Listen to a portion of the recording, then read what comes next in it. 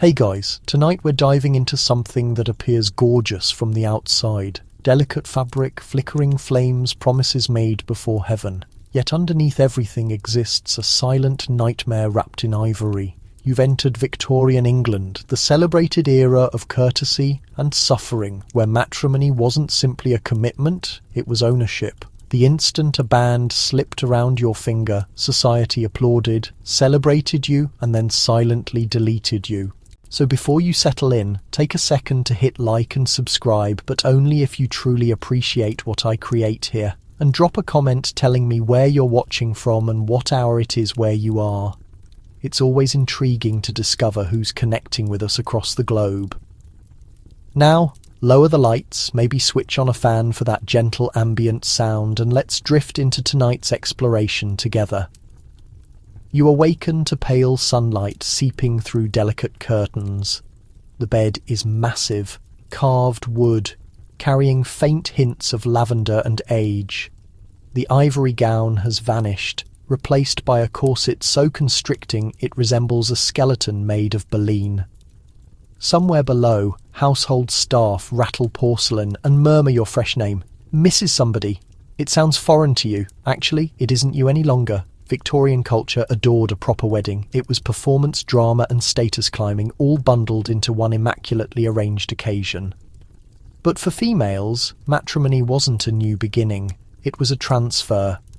You didn't simply wed a gentleman, you relinquished your legal existence under the doctrine of coverture. The moment you declared I do, you disappeared as a person. Your funds, your property, even your flesh became his. A spouse could auction your belongings, forge your signature, and even confine you within your own residence, all completely legal. Enchanting, isn't it? The ceremony itself was a meticulously orchestrated display of innocence and surrender. Ivory gowns represented purity, though Queen Victoria's celebrated dress was actually just promotion for British textiles. Every element, the blossoms, the covering, the shaking hand gripping a devotional book, was constructed to broadcast virtue. Not happiness, not connection. Virtue. You weren't supposed to be joyful, you were supposed to be proper. The promises confirmed it. To love, honour, and obey. That final word wasn't ornamental, it was a decree. Defiance was a character defect, and tolerance a quality so overprized it approached self-destruction. The typical Victorian spouse was celebrated for perseverance, not desire. The ideal woman was an angel in the house, a line from Coventry Patmore's enormously successful verse which instructed women their greatest purpose was tender compliance. Even the word angel carried irony. Angels, at minimum, had flight. The reality was much less romantic. Once the attendants departed, the actual life started. The conjugal residence was both refuge and prison. Each dawn you rose to execute femininity, like employment you could never abandon. Your spouse ventured out into society, factories, workplaces, establishments, while you remained inside, tending the silverware and the stillness. If you were aristocratic, you had staff to supervise. If you were bourgeois, you became the staff, scrubbing, stitching, maintaining the domestic ledgers, all while acting like it was your existence's delight. Affection, if it existed, ranked below obligation. Women were instructed that fondness developed from compliance, not selection. If your spouse was decent, you were fortunate. If he wasn't, well, the law still declared you belonged to him. A woman could be struck within limits, and the tribunals would dismiss it. Scholars still question what within limits signified, but considering the injuries documented in journals and physician records, limits was an adaptable notion. In this society, you didn't fantasize about autonomy, you fantasized about endurance through meekness. That was the Victorian contradiction. The gentler you seemed, the tougher you needed to be. A shattered dish, an forgotten invoice, or an inappropriately timed remark could provoke a reprimand, or something harsher. Society demanded you grin graciously, arrange gatherings, and appear luminous while performing it. You can practically sense it. the cordial exchanges around the sitting room, the females' tones hushed, the males' booming. The scent of coal fumes penetrates through the wall covering, a perpetual signal that the Industrial Revolution is thundering beyond, reshaping municipalities, prosperity and impossibilities. But not for you. You observe advancement from behind delicate curtains, anticipating the noise of your spouse's carriage sounds. Liberation passes by, but you remain. At evening, you position yourself by the hearth, feigning to examine the identical 3 pages of a story repeatedly, your corset digging into your sides. The residence is hushed except for the rhythmic clock, a noise that occupies every silence you aren't permitted to disturb. Beyond, London is vibrant with activity. Gas lamps glow, gentlemen chuckle in public houses, carriages thunder down damp roads. You peek toward the glass, but don't attempt opening it. Victorian females didn't inhale freely, even inside. Sometimes you learn of females who declined to perform their role. One abandoned her spouse and escaped to Italy. Another pursued literature and shocked the publications. They're discussed quietly, partially respected, partially criticised. Unwomanly, they declare, as if freedom were an illness. You question what it would be like to stroll down a road without being evaluated by the band on your finger, or to rise without authorization needed. Scholars still dispute whether Victorian matrimony was genuinely oppressive or simply safeguarding. The courteous expression conceals a grimmer reality. Matrimony safeguarded women from starvation, certainly, but it also safeguarded men from responsibility. A spouse's unfaithfulness was a confidential affair. A wife's was communal shame. A spouse could maintain lovers, even unrecognized offspring, and still be considered honourable. A wife charged with infidelity could forfeit her offspring, her residence and her reason in one moment. And yet, regardless of all this, women adjusted. They composed correspondence, stories and journals. They established hidden networks of assistance, benevolence groups, needlework gatherings, hushed guidance over beverages. Underneath the veneer of decorum, there was resistance in the cadence of soft voices. Each time a woman examined a forbidden volume or declined a subsequent infant, she fractured the structure just slightly. You serve yourself another portion of diluted tea, the variety that reminds you of powder and duty.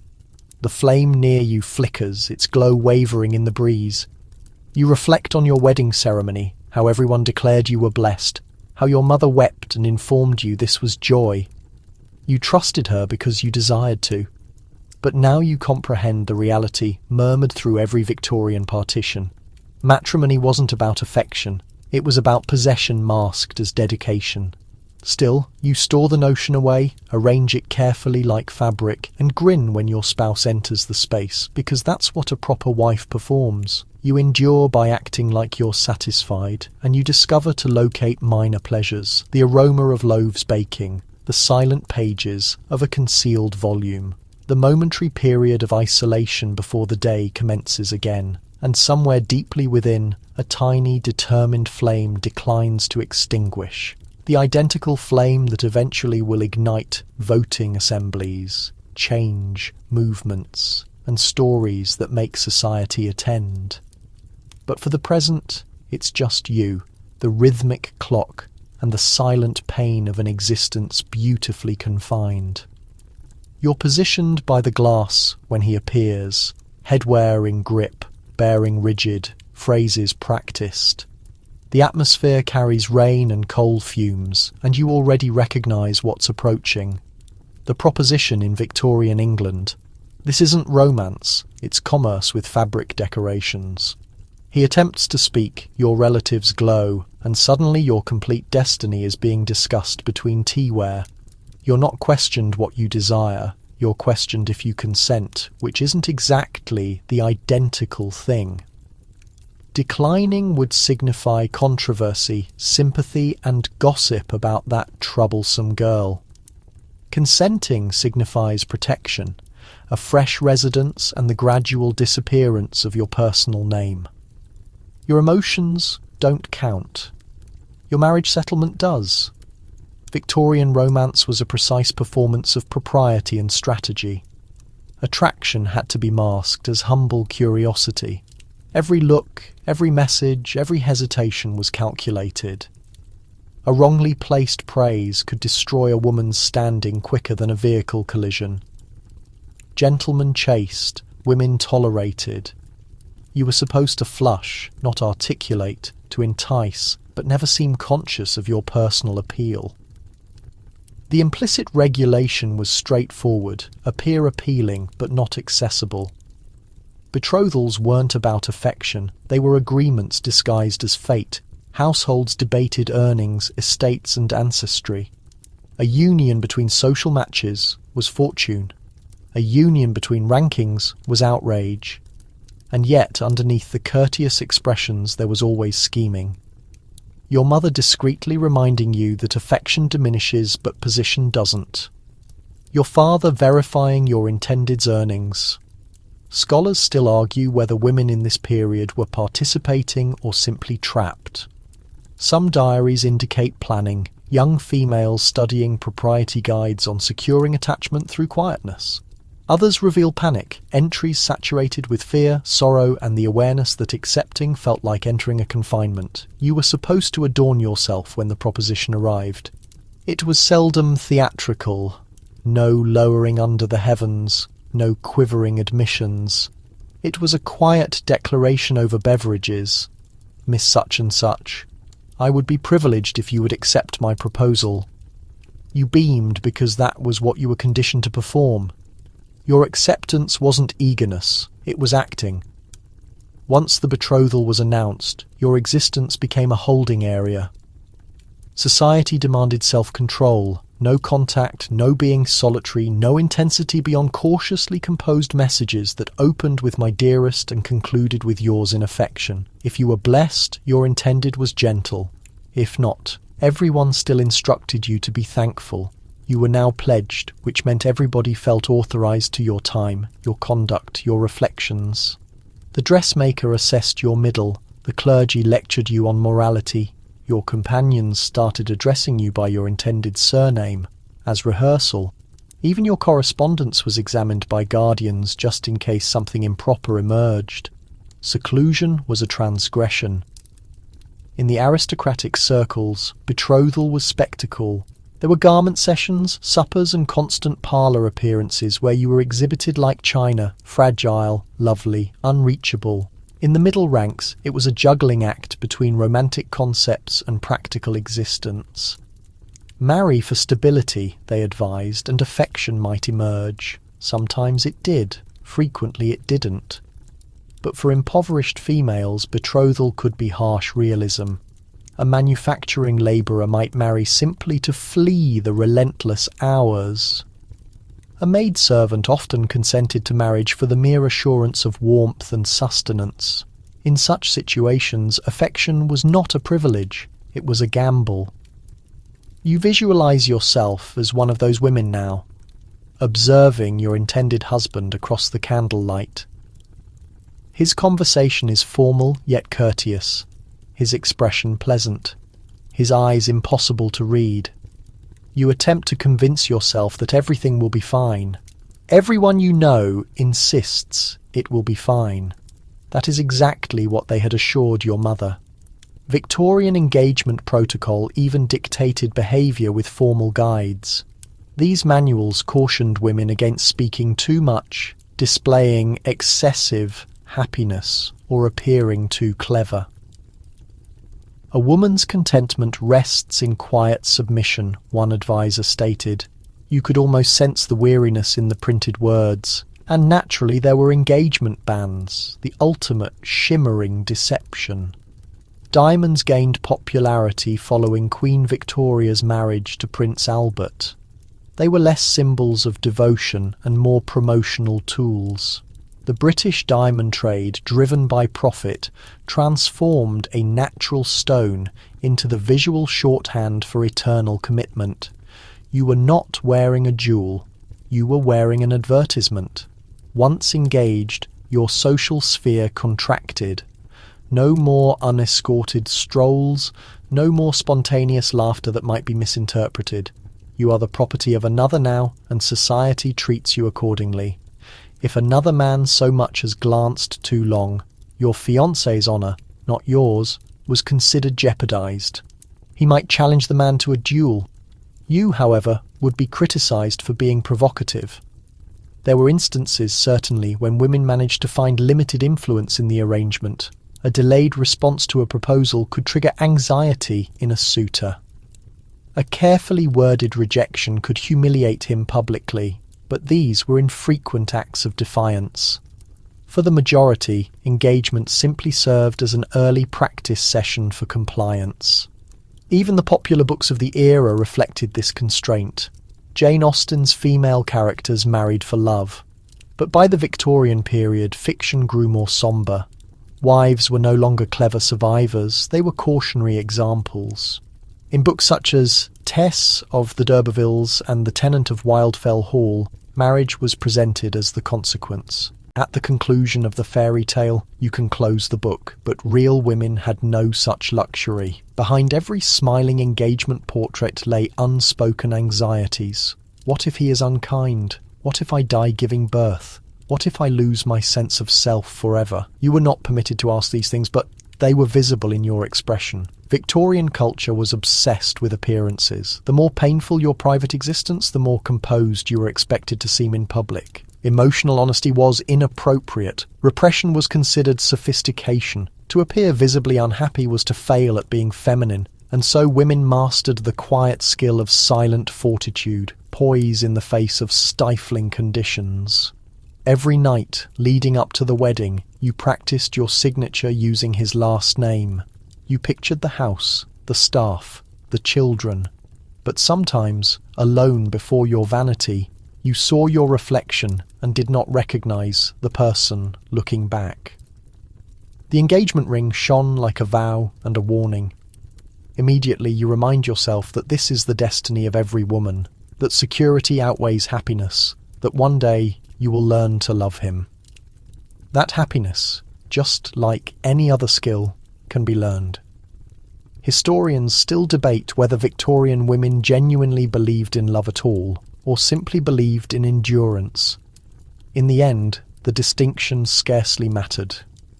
The engagement was not about tomorrow, it was the slow wiping away of the present. The following morning you wake to a gentle tap. Your mother enters, smiling too brightly. The wedding date is confirmed.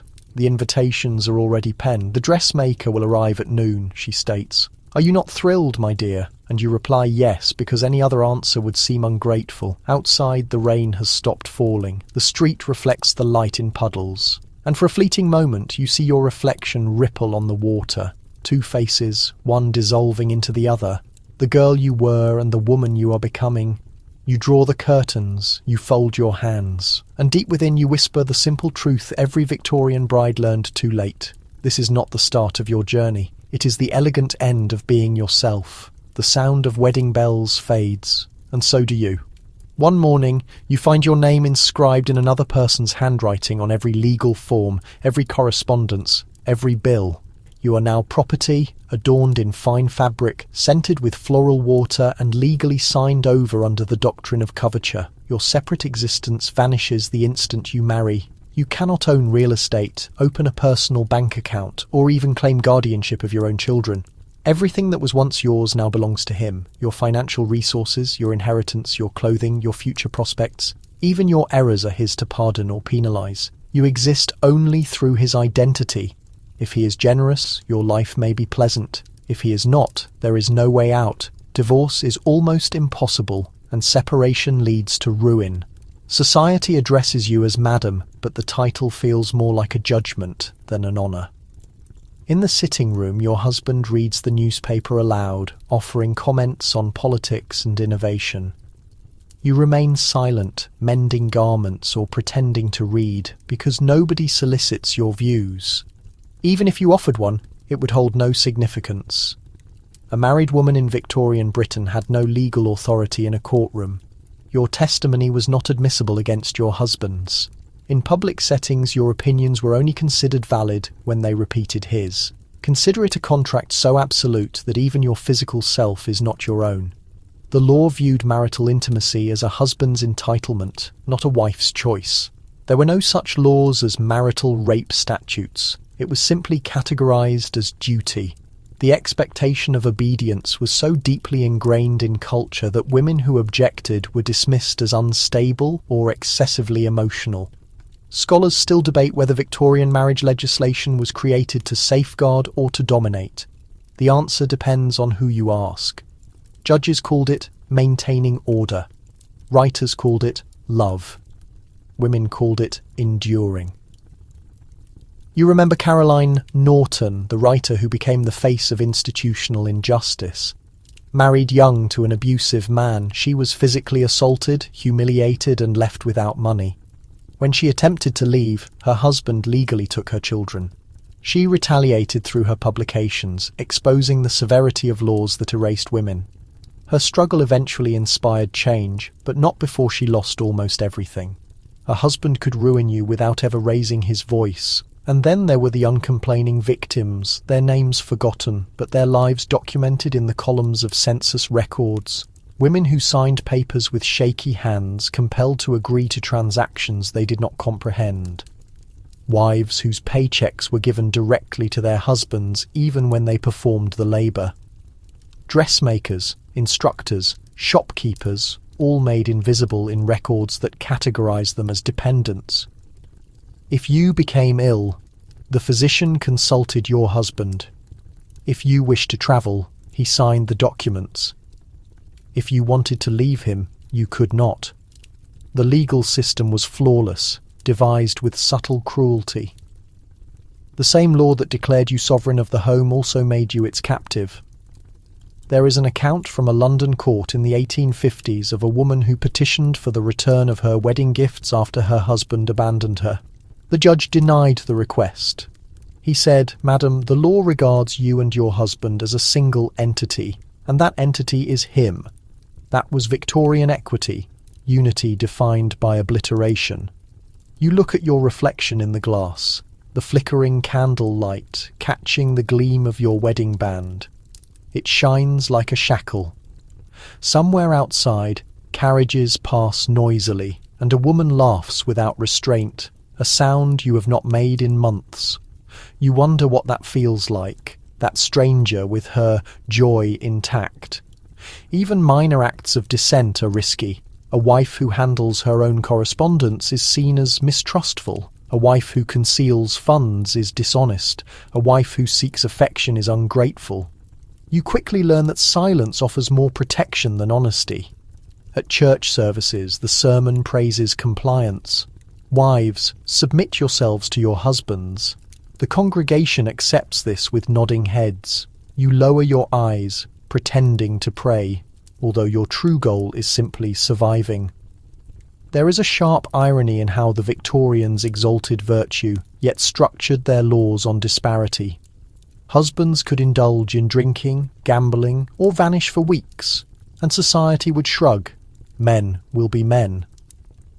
But a wife who voiced complaint was considered unfeminine.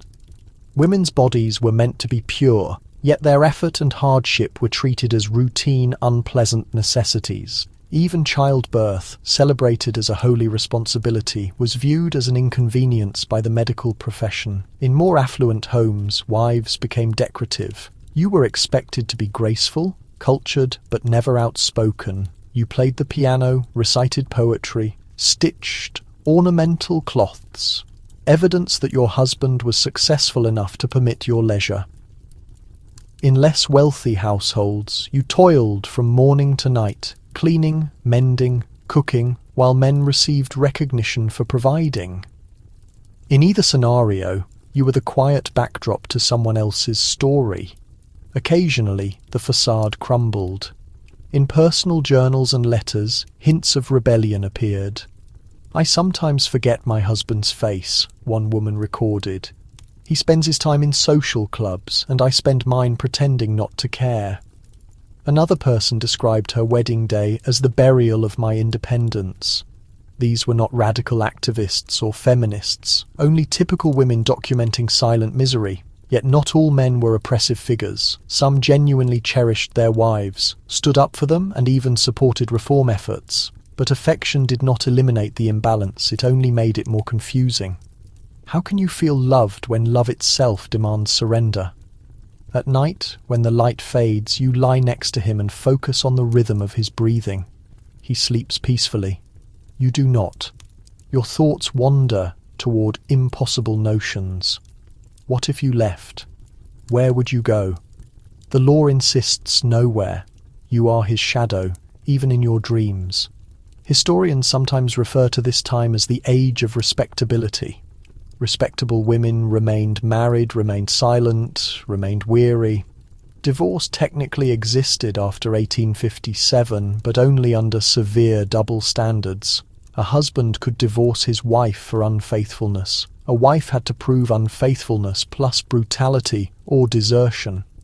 And even then, her reputation would be permanently damaged. Still, beneath the oppressive conventions, something was changing.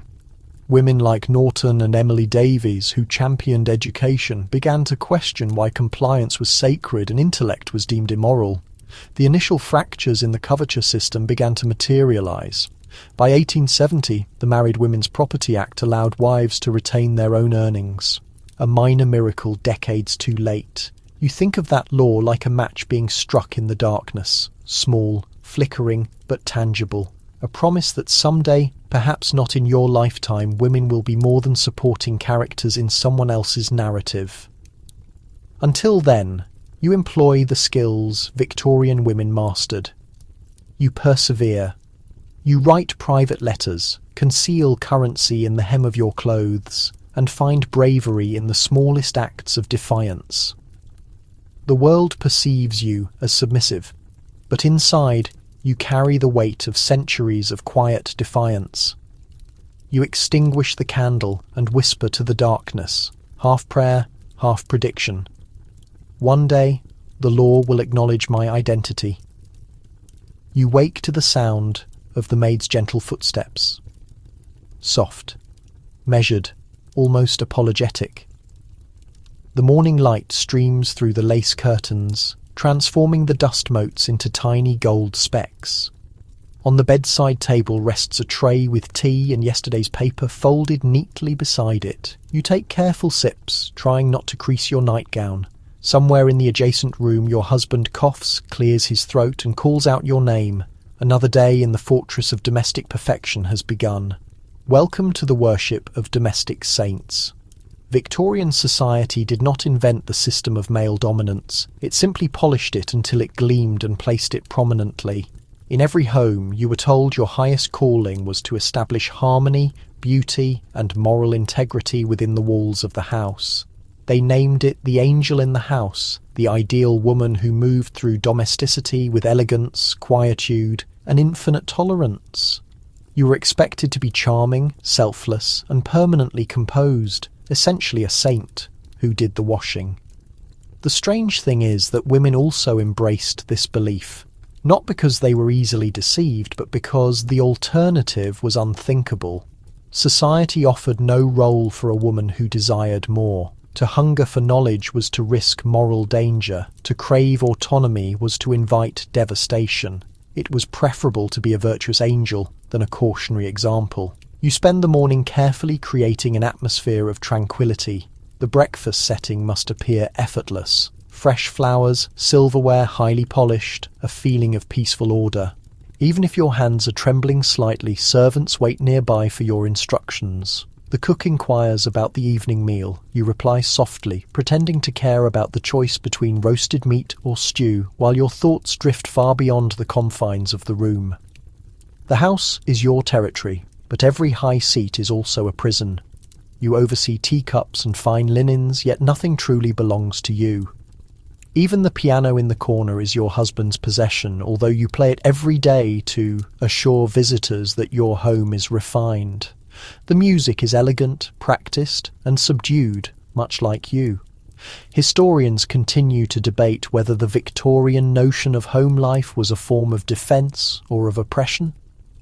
Some regard it as the first expression of female power, where women governed the moral core of the family. Others see it for what it truly was, an ornamental trap where compliance was labelled as virtue and the loss of self was applauded. The popular journals label you the guardian of purity. The preacher calls you the moral compass. The poet calls you sweetness incarnate. But when you burn your hand on the clothes iron or weep alone in the drawing room, nobody writes about that. Angels do not experience pain, they inspire it in others. Outside, the city of London pulses with industry. Chimneys release smoke into the sky, trains whistle in the distance, and men in suits hurry to offices that didn't exist half a century ago. The empire expands, factories roar, wealth accumulates. Yet the Victorian residence remains suspended in time, delicate, fragrant, and stifling. While men construct railroads, women construct falsehoods. You dust the mantelpiece, straighten the framed pictures, and check your image in the looking glass. Your corset restricts your breathing, but you smile regardless. Appearance constitutes half your function. The other half is avoiding complaint. Sometimes you read advice columns in women's periodicals, tips for contented wives, suggestions on how to please your spouse, the benefit of keeping silent. The counsel is always the same. Be gentle. Be cheerful. Never let him witness your anger.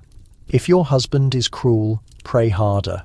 If he is unfaithful, be more forgiving. If he is kind, offer thanks to God.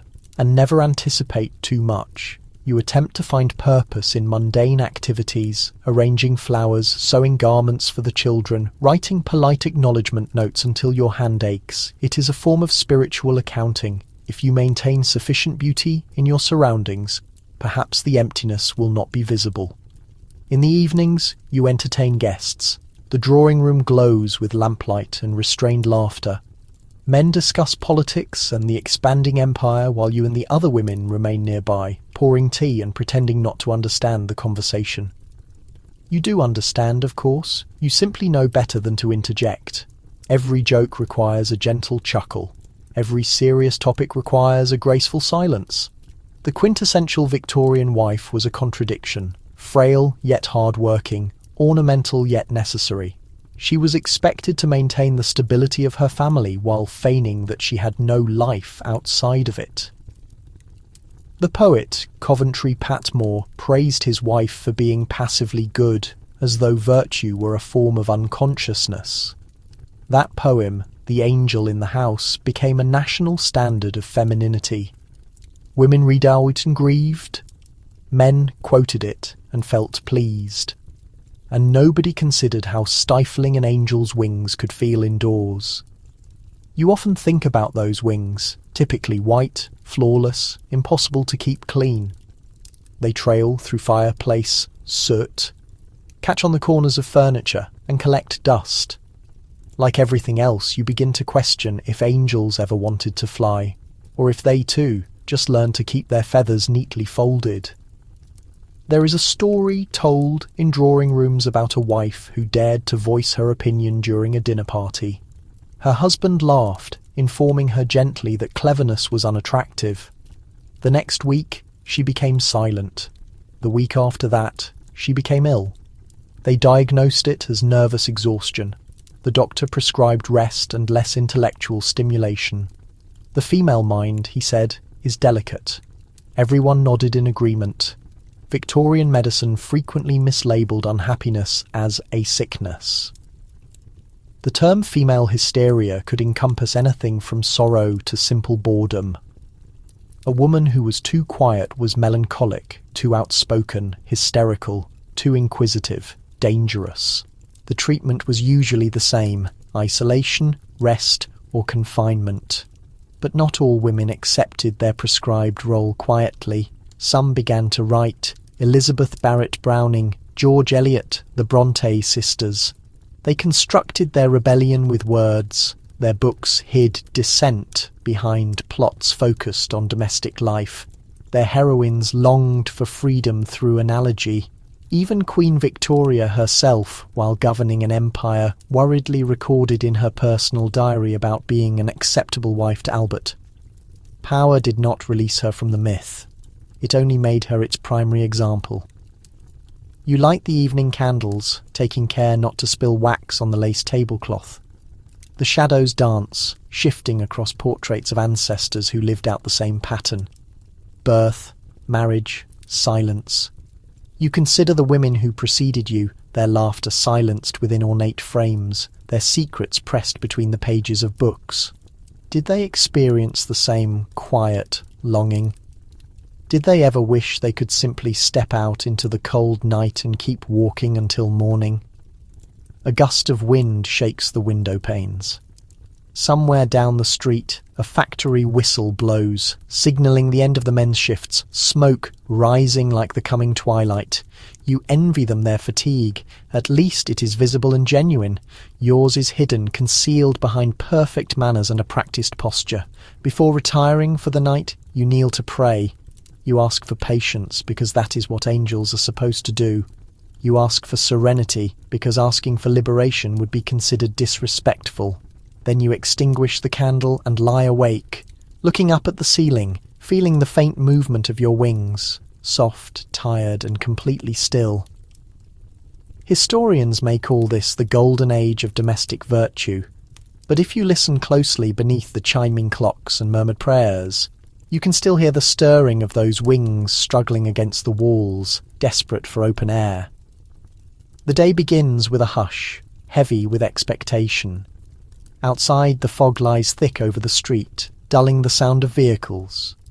Inside, the house carries a faint scent of lemon water and old wax. Your hands tremble as you tighten your corset, pulling the strings tighter until your ribs protest. This is not simply about vanity. It is obedience sewn into your very being. Tonight is the wedding night, the quiet transition between an unmarried woman and a wife. And no one has told you what awaits on the other side. The Victorians termed it the full realisation of marriage, such a gentle term for something so profoundly unsettling. Your mother never explained it. Your female companions spoke in veiled hints, blushing, whispering about obligation and fortitude. The only guidance came from a slender leaflet your aunt quickly slipped into your hand the day before the event, a manual for new brides. The words submission and propriety appear far more frequently than the word pleasure.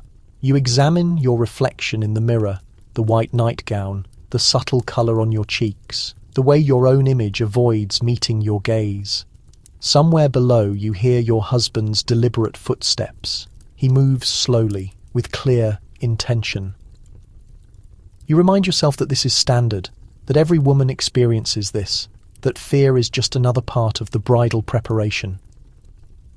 Victorian society treated a woman's innocence like fine china, delicate, valuable, and never intended to be touched. Women were instructed to approach their wedding night with morality and silence. A wife's lack of knowledge was proof of her virtue, her confusion evidence of her ethical standing. Meanwhile, men were expected to arrive with prior encounters, as though desire were their inherent right and a woman's burden to accept. Scholars still debate whether this was pure unawareness or deliberate strategy.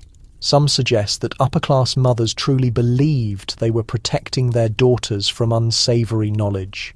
Others propose that keeping women uninformed made them simpler to manage. In either case, the outcome was identical. Women entered matrimony like sacrificial lambs, guided toward a solemn, silent ritual without the vocabulary for what lay ahead. The room is illuminated by candlelight as your husband enters. He smiles kindly, perhaps nervously, and begins to speak in gentle reassurances that sound more rehearsed than spontaneous. You nod because nodding is the accepted response. Consent in this environment is not verbally expressed, it is simply assumed. The church declared that marriage made two bodies into one, and that one belonged to him. For many women, the initial night of marriage was not romantic, but traumatic. Adorned in lace, personal journals and letters from the period speak in a quiet code. I performed my duty. I was unprepared. He was gentle, but I wept. Victorian custom prohibited women from even articulating their distress. To mention it was inappropriate. To oppose it was scandalous. In medical publications of the time, doctors depicted female desire as non-existent or abnormal.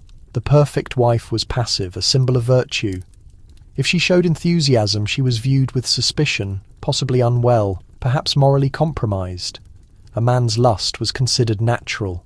A woman's enjoyment was a source of shame. You lie in the bed, the linens cool against your skin, your body rigid as the marble figures in the hall. You listen to his breathing, deep and content, while your own catches in your chest. The candle flickers, casting moving shadows of roses and vines on the walls, emblems of domestic happiness. You shut your eyes and wish to feel nothing. It is less difficult that way. In the morning you are expected to look cheerful. The maid brings tea, her eyes lowered, pretending not to notice the disorder. Your husband departs for his work, humming a tune. The house feels emptier than before. When your mother visits later that week, she asks, "How was the first night, dear?" And you answer, "Fine." Because that is what women say when words fail them. Some women never fully recover. Doctors called it nervous invalidism, a vague diagnosis that filled asylums across England. Wives who avoided touch, who cried silently at night, who fainted or resisted their husbands, were labelled as hysterical. The treatment, ironically, was more isolation, rest, quietness, and compliance. The underlying cause was never challenged. You consider the women who found small methods of resisting, a sudden migraine, an abrupt illness, a precisely timed swoon, each one a quiet protest disguised as fragility. Victorian wives learned to use frailty as a tool, utilising their supposed delicacy as a shield. If you were too unwell to fulfil your duties, at least for one night, you could reclaim a small amount of authority. For others, the only release was in fantasy. They poured their suffering into verses, letters, and the forbidden pages of sensational novels. Jane Eyre dared to suggest that love should be mutual. The tenant of Wildfell Hall went further, depicting a woman who escaped her abusive husband and survived. Critics denounced it as immoral. Readers recognised it as the truth. You wonder if your husband even perceives how quiet the house is. Every movement sounds like a revelation. The servants avoid eye contact. You stay busy, writing thank you notes, sewing, pretending. At night, the same pattern repeats, and each time you fold yourself smaller, like paper shaped into flesh. Still, there are brief moments of unexpected kindness. He inquires about your comfort, your meals, your family. He appears to believe he is a good husband, and perhaps he is, within the constraints of his own understanding. You almost feel sorry for him. Raised to believe that control equaled affection, love for men was a victory, for women it was survival. Historians still debate whether Victorian men were conscious of the fear they inspired. Some certainly were. Others thought they were fulfilling a sacred obligation as simple as breathing. The church taught that a wife owed her body just as a husband owed protection, but protection without liberty is merely a nicer term for imprisonment. Outside, a carriage rattles by, the wheels making a wet sound on the cobblestones.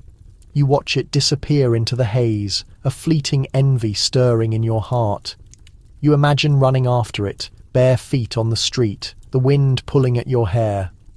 But then you consider the scandal, the public attention, the disgrace. You quickly close the curtain and the panic softens into a dullness. You learn to control your breathing, to smile at the proper times, to convert your fear into politeness. The body adapts to survival more rapidly than the spirit.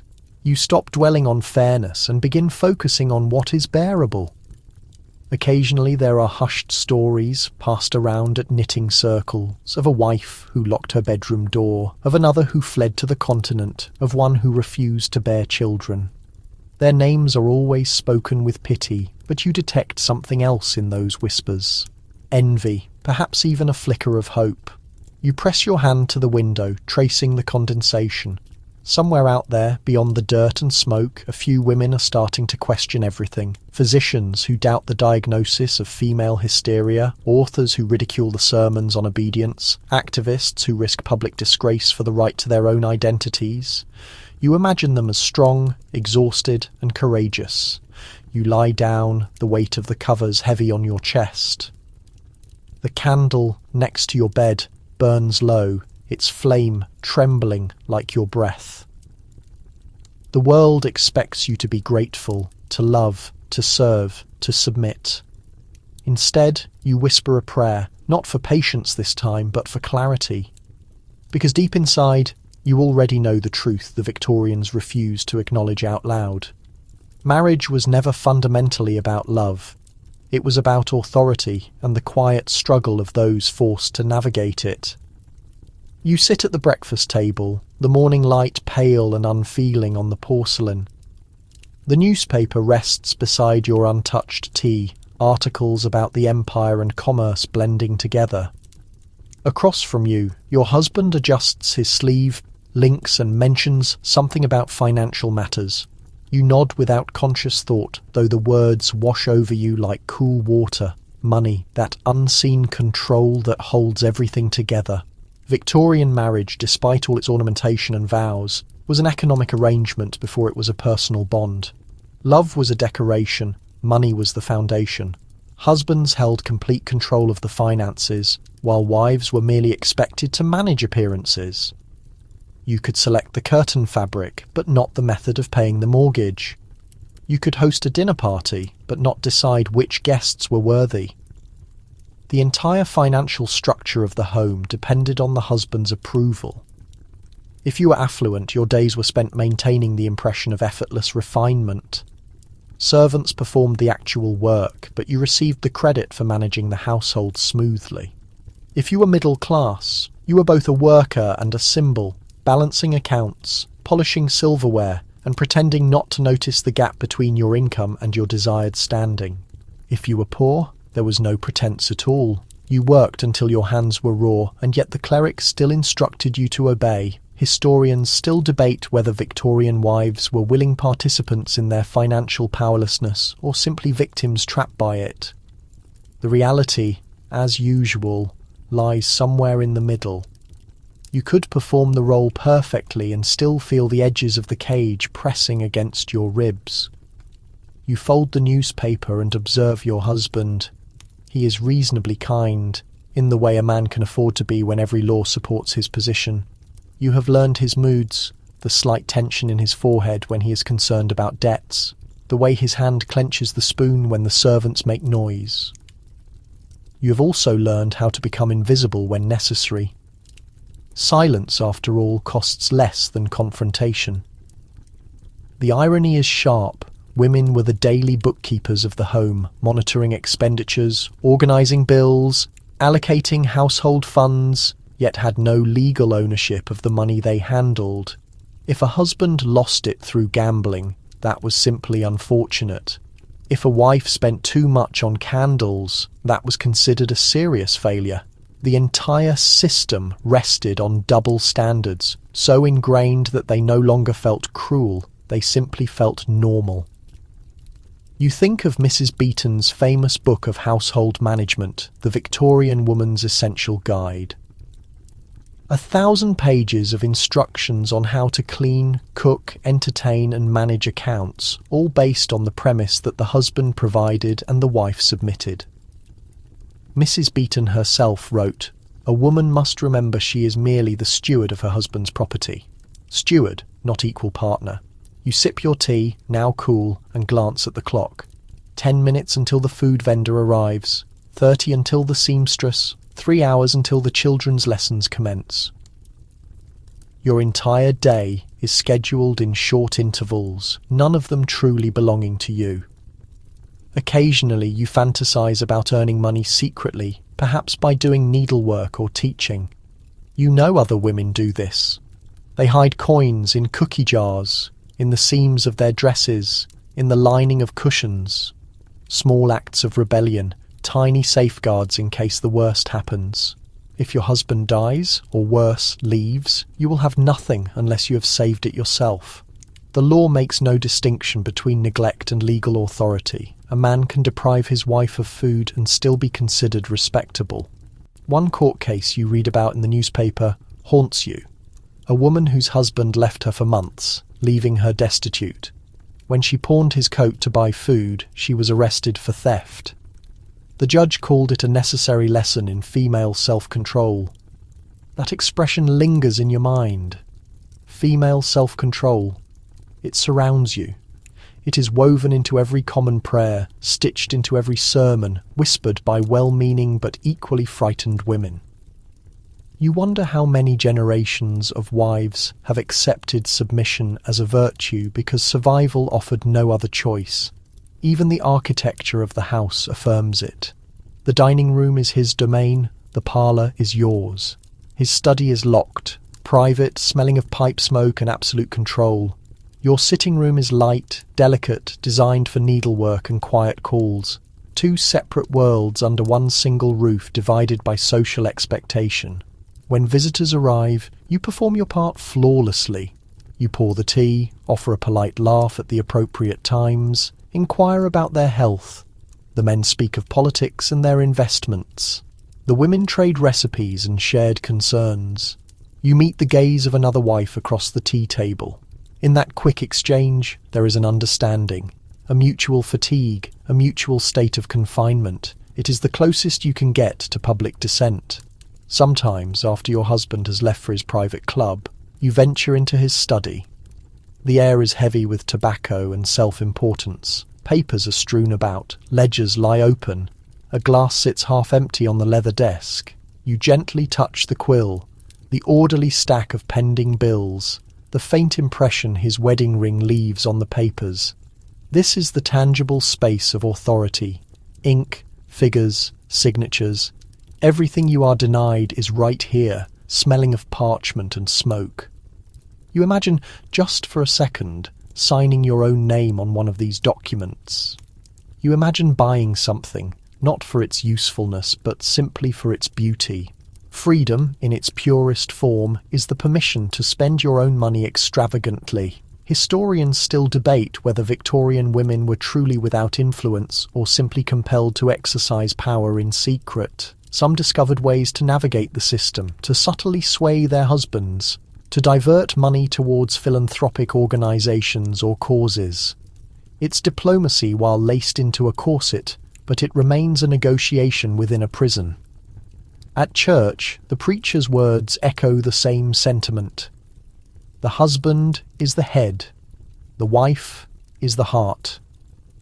You offer a small smile, even though you know the truth. The heart does not issue orders, it merely beats until it stops. You recall the women who cracked under the strain, institutionalized, labelled unstable. Some were only exhausted from being poor inside a luxurious house. Physicians termed it moral insanity. Perhaps it was just clear sight. That evening your husband presents you with a small ornament, a brooch crafted in the shape of a rose. He calls it a gift, though you are aware it was purchased with your inheritance. You thank him nonetheless because an expression of gratitude is essential to the charade. You wear it prominently the next day, because every item you receive becomes a symbol of your dependence. Later, once he is retired for the night, you sit by the fading fire and open your sewing box. Inside, hidden beneath the spools of thread, is a tiny purse containing coins, your clandestine savings. It is not much, but it is unequivocally yours. Each coin is the result of an evening spent mending, a favour done for a nearby neighbour, a small untruth told with a perfectly polite smile. You run your fingers over the soft leather pouch and feel, for a passing moment, something akin to real ownership. Outside, the city pulses with possibility. Stores, horse-drawn carriages, streetlights reflecting on wet cobblestones. Men move through it unimpeded, pursuing wealth, their ambitions and their pleasures. You close your eyes and picture yourself stepping out among them, coin in hand, unescorted, belonging only to yourself. The idea is so captivating it nearly feels illicit, but then you hear his voice from upstairs, a gentle call, asking if you have attended to the fire. You quickly conceal the pouch, smooth down your skirt and reply in a whisper, "Yes, dear." The momentary spark vanishes, the opportunity is gone. Tomorrow you will count the coins again because money may not buy true freedom, but in this house it is the only proof that you still exist. The lock clicks shut behind you, a soft metallic noise that should not sound like a vital pulse, but does. The hallway is dark, lined with old portraits whose painted eyes seem to follow your progress down the corridor. You pause at the window, the glass clouded by the chill night air. Beyond it, the world appears distant, as though you are viewing it from within an aquarium. You are not at home tonight. You are in a cage, cunningly disguised as a dwelling. When a Victorian wife incurred her husband's displeasure, there were only two potential destinations, a locked bedroom or a locked asylum.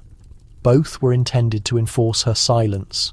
Both were claimed to be for her own welfare. It usually begins with a small act of defiance. You neglect to agree instantly, or you ask about the destination of the money, or you question why another visit to his mother is necessary.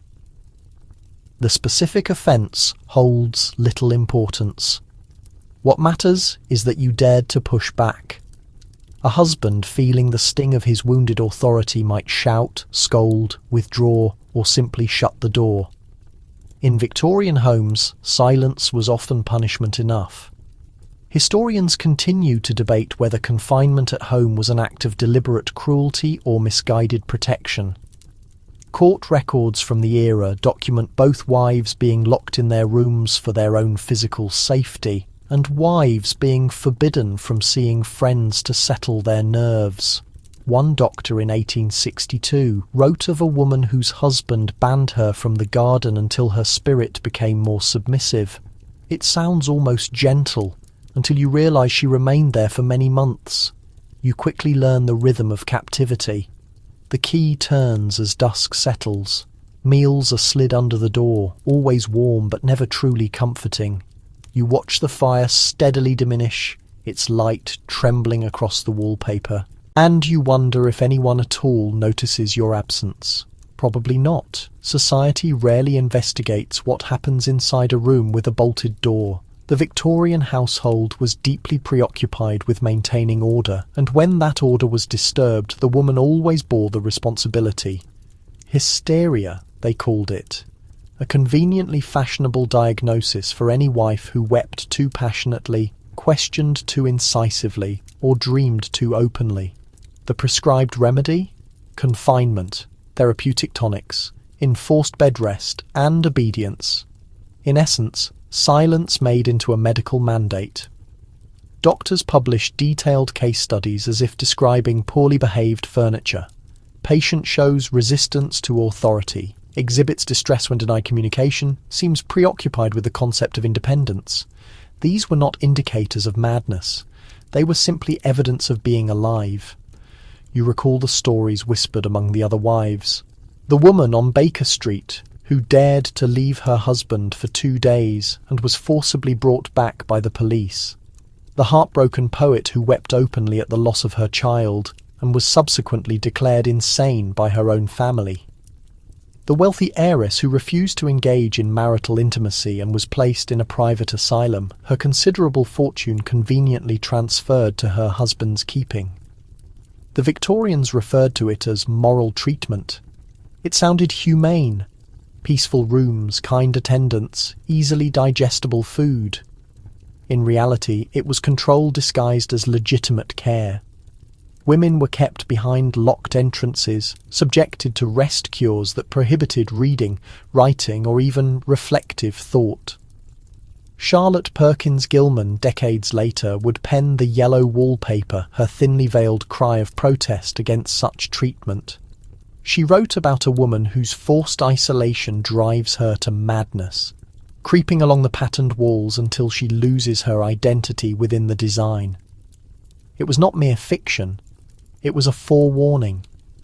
If your husband possessed enough influence, You did not need to be genuinely mad to be institutionalized. His simple declaration was sufficient. The law considered a husband's testimony as irrefutable fact and a wife's as a mere delusion. Doctors believed him, and society felt pity for him.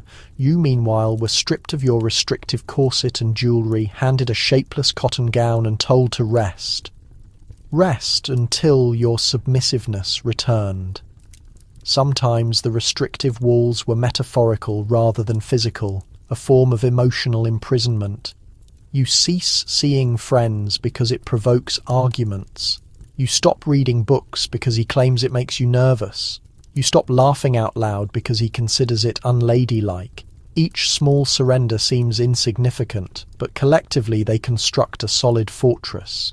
You convince yourself that you are preserving harmony, not losing yourself. But harmony built on fear is not peace, it is quiet desperation. You begin to recognize the faces of women similar to you at church gatherings and dinner parties, the forced tight smiles, the vague polite excuses, the faint bruising concealed by lace gloves. One blinks too slowly, another recoils when her husband moves his hand too quickly. The conversation never openly addresses it, yet everyone knows the unspoken truth. Every household has its deeply locked door. Historians are still discussing how widespread domestic violence actually was. Few formal records survive. Shame ensured it remained hidden. But surviving court transcripts suggest a distinct pattern. Judges were hesitant to intervene. Priests urged for immediate forgiveness. Doctors prescribed soothing patience. A woman could be beaten almost fatally and still be instructed to pray harder. You consider the profound irony. Victorian men prided themselves on their polished civility. Yet behind the drawing room's lace curtains, civility often ceased precisely where privacy began. The same man who held open doors for complete strangers might abruptly slam them on his own wife later that evening. The conflict begins over something utterly trivial, perhaps a misplaced glove or an overdue bill. His voice starts to rise, and the room feels suddenly smaller. You instinctively withdraw into an apology, the response drilled into you by generations of terrified women, but something vital inside you breaks. Perhaps it is the mere sound of your name, spoken now like a military command. Perhaps it is the vivid memory of your own mother's shaking hands. You turn away instead of offering a reply. His footsteps pursue you. The door locks once more. The days become a blur, the housekeeper's sympathetic glances, the relentless ticking of the clock, the faint sound of easy laughter drifting up from downstairs. The world continues on without you. You realize how effortless it is for a woman to simply vanish without actually dying. When he finally unlocks the door, he claims he did it entirely for your own welfare. You nod your head because you have learned that any resistance only guarantees a repetition. But deep inside, something has fundamentally changed. The quiet resignation has been replaced by a colder, firmer resolve. You resume writing, small quick notes concealed inside books, carefully folded and tucked into drawers. You write about the wallpaper's repetitive design, the fine cracks across the ceiling, the pervasive ache in your ribs. You're not sure why. Maybe because words are the only remaining things that truly belong to you. A friend visits several weeks later, sneaking upstairs under the convenient guise of concern. She whispers, "You look terribly thin." You whisper back, "I've been resting." The lie tastes sharp, metallic, like the key in your pocket. But for a brief fraction of a second, when your hands accidentally touch, you remember that you are not utterly alone. Other women are confined behind other doors, and together, even without seeing each other, you form a type of silent resistance. Historians still debate whether the asylum system genuinely improved mental health care. Perhaps it did for the men. For women, it merely furnished the patriarchy with medical legitimacy. You walk through the house that night after everyone else is asleep. The hallways are cold. The lamps cast deep shadows. You stop at the study door, the key still hanging on its hook. You could take it, unlock your door forever, perhaps even the main gate, but you stop yourself. Not yet. The risk is too significant, the world too harsh to a woman who is completely alone. Instead, you gently slip the key into your pocket. You keep it there like a solemn promise. Someday, when the house is still and the streets are bright with morning light, you will use it. You climb back into bed, your heart pounding fast. The lock is technically open now, but the potential freedom it offers feels burdensome, dangerous, almost unbelievable. Still, you sleep with the key pressed hard against your palm, its metal warmth a constant reminder that cages, no matter how beautifully decorated, are never permanent. Morning arrives softly, with a pale light gradually creeping across the heavy curtains and the distant sound of church bells rolling over the rooftops. You wake up with the key still in your grip, its sharp imprint lightly etched into your skin. Downstairs, the house is beginning to wake. The rhythmic clatter of pans, the gentle creak of the floorboards. It is Sunday, which means one predictable thing. You must fully embody the role once more. The dutiful wife, the loving mother, the idealized angel of the house. Today that entails dressing the children, smiling through the quiet breakfast, and pretending not to notice the significant look in your husband's eyes when he comments, "You seem exhausted." He is not expressing concern. He is saying, "Remember your specific place." Motherhood in Victorian England was both profoundly sacred and potentially lethal. Every sermon, every popular novel, every medical pamphlet insisted that a woman's true purpose was to conceive and nurture children. Yet childbirth remained the single most common cause of female mortality. To be publicly praised for your maternal devotion was simply to be congratulated for surviving another close encounter with death itself. You look down at your children, two small, innocent faces quietly chewing their toast without a worry. They are your greatest source of pride and your deepest source of terror. You love them so intensely it is painful, because loving them means fully accepting the stark risk that you may not live to witness their adulthood. You gently smooth their hair, pour milk into their small cups, and forcefully push away the creeping dizziness that is starting up your spine. Victorian medicine vaguely termed pregnancy a delicate condition. The phrase sounds comforting, but it concealed a universe of suffering. Doctors actively discouraged the use of anesthesia during childbirth, arguing that women were intended to endure Eve's divine punishment, they declared. Some physicians even cautioned that using chloroform during labour was a violation of God's will. It took Queen Victoria herself, writhing through her 8th delivery, to finally proclaim that chloroform was not only acceptable, but a blessed relief. The entire empire immediately followed her lead, as if royalty alone could make mercy fashionable. But even with the new availability of chloroform, birth was still perilous. Infection, known as puerperal fever, claimed thousands of lives. Midwives blamed unsanitary hospitals. Doctors blamed inherent female temperament. The truth, discovered years later, was shockingly simple. No one was bothering to wash their hands. The same medical men who dissected corpses in the morning were delivering babies in the afternoon without cleaning their surgical instruments. The women died silently, consumed by fever and delusion, while the men wrote long papers about the hysteria that often followed confinement. You vividly remember the distinct smell of the room after your first birth, the sheets saturated, the air thick and heavy, the midwife's quiet prayers. You remember the raw pain, endless, consuming, and then the sudden silence. The nurse announced, "It's a girl," but you barely registered her words. All you could intensely think was, "I'm still here, I'm still here." But not every woman was so fortunate. Your friend Clara did not survive her third. They reported her heart simply failed. You know the dark truth.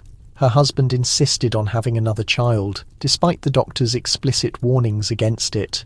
He declared it was simply her duty. Now he walks the streets dressed in deep mourning black, admired for his great endurance, while she is merely another tombstone in Highgate. Historians still argue whether Victorian motherhood was a source of great empowerment or utter annihilation.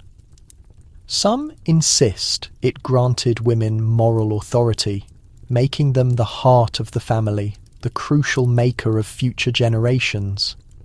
But that kind of power came with a terrible, steep price. Silence, debilitating exhaustion, and a physical body treated as public property.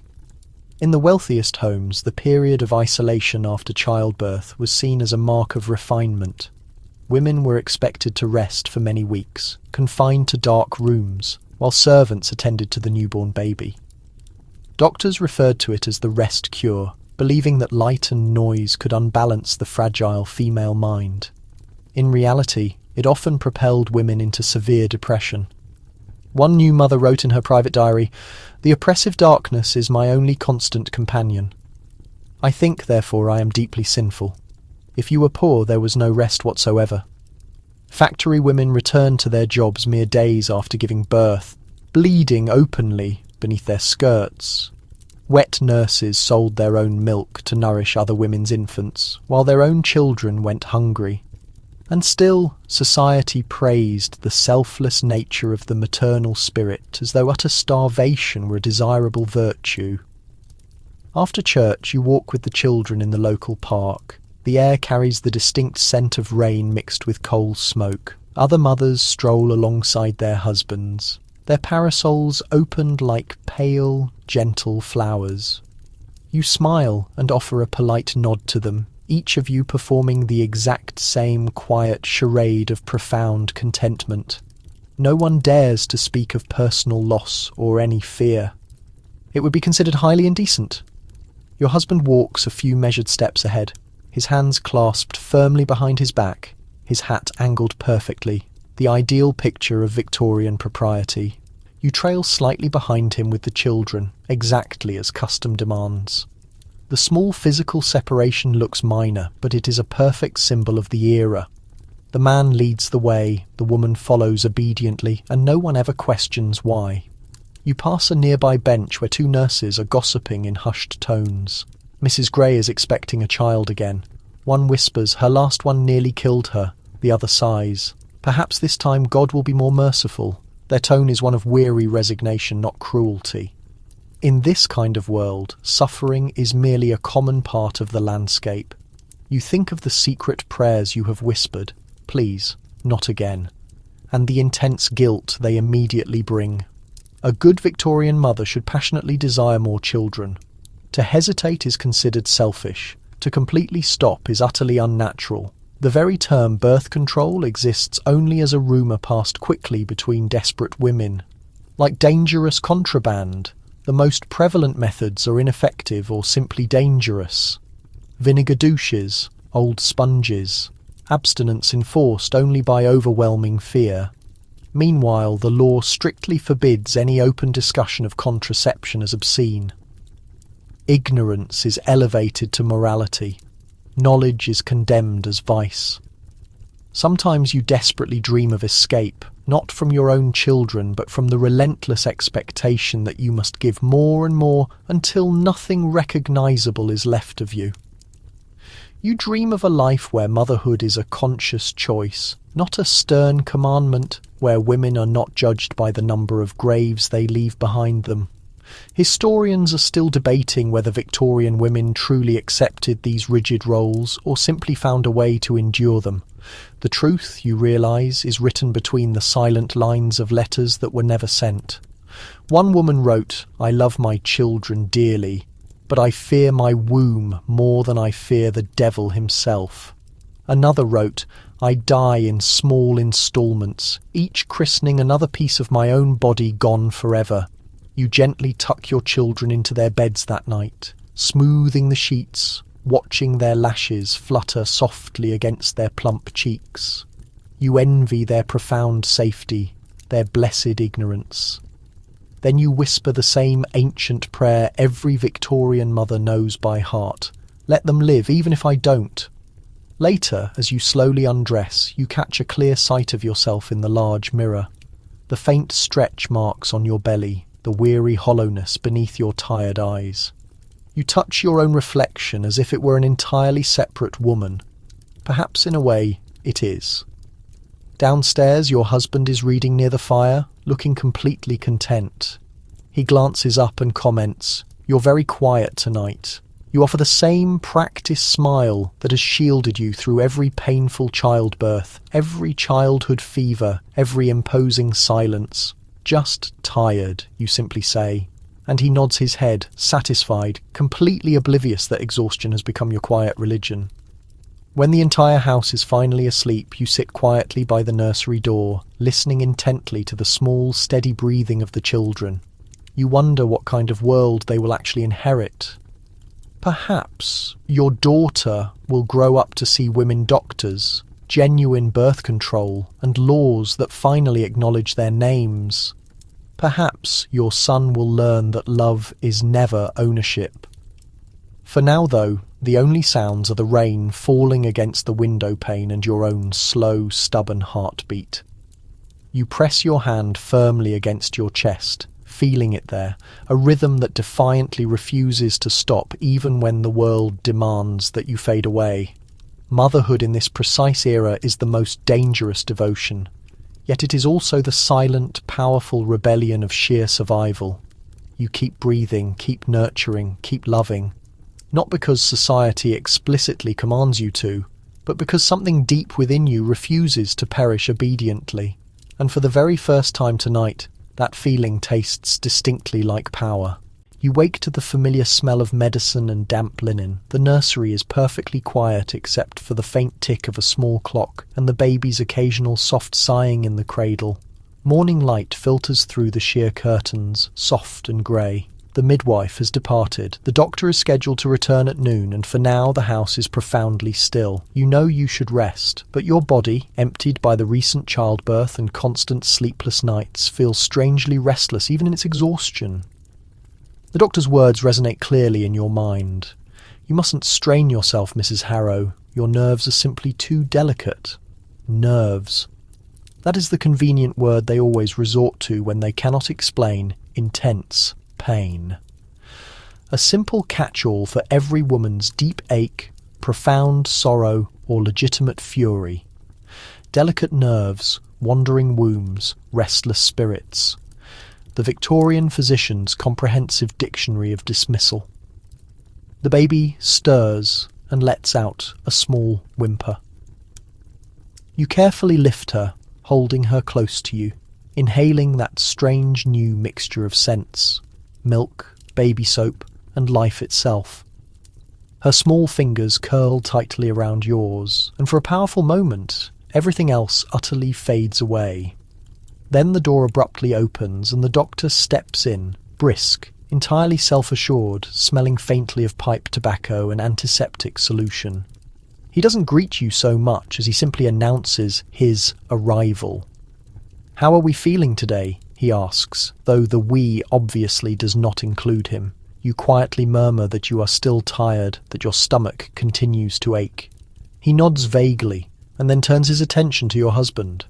"Normal recovery," he states, "but you will need to guarantee she gets ample rest." Women tend to greatly exaggerate their discomfort. Your husband nods solemnly, as if he has been entrusted with the delicate command of an invalid. You fix your gaze on the doctor's hands, clean, steady, the very hands that just this morning examined 3 other women in exactly the same way, all with the exact same lack of regard. He suggests rest cures and access to mild outdoor air whenever the weather allows. Then he leaves, taking the last shred of your hope along with him. Historians still debate whether Victorian physicians were malicious or simply products of their own limited knowledge. Many believed the female anatomy was mysterious, prone to instability, and governed by the uterus, a supposedly migrating organ blamed for everything from fainting spells to insanity. The very term hysteria originated from the Greek word hystera, which means womb. By default, to be born female was to be viewed with suspicion. You recall all the women who came before you, enduring remedies that sound like pure punishment. Cold baths for depression, forced meals for appetite loss, bleeding, purging, and total confinement. The popular rest cure prescribed by Dr. Weir Mitchell mandated complete stillness. No reading, no writing, no visitors were allowed. The intent was to calm the mind. which they mistakenly believed was the source of the problem. Charlotte Perkins Gilman underwent that exact cure until it nearly broke her spirit. She later authored the story The Yellow Wallpaper as a clear act of defiance. You, however, lack the freedom for such rebellion. You have a husband, a physician, and a child who relies on you, so you comply with their instructions. You mostly stay in bed, even though the sheer inactivity makes you feel like you are sinking further. You swallow the tonics, despite their metallic, bitter taste of regret.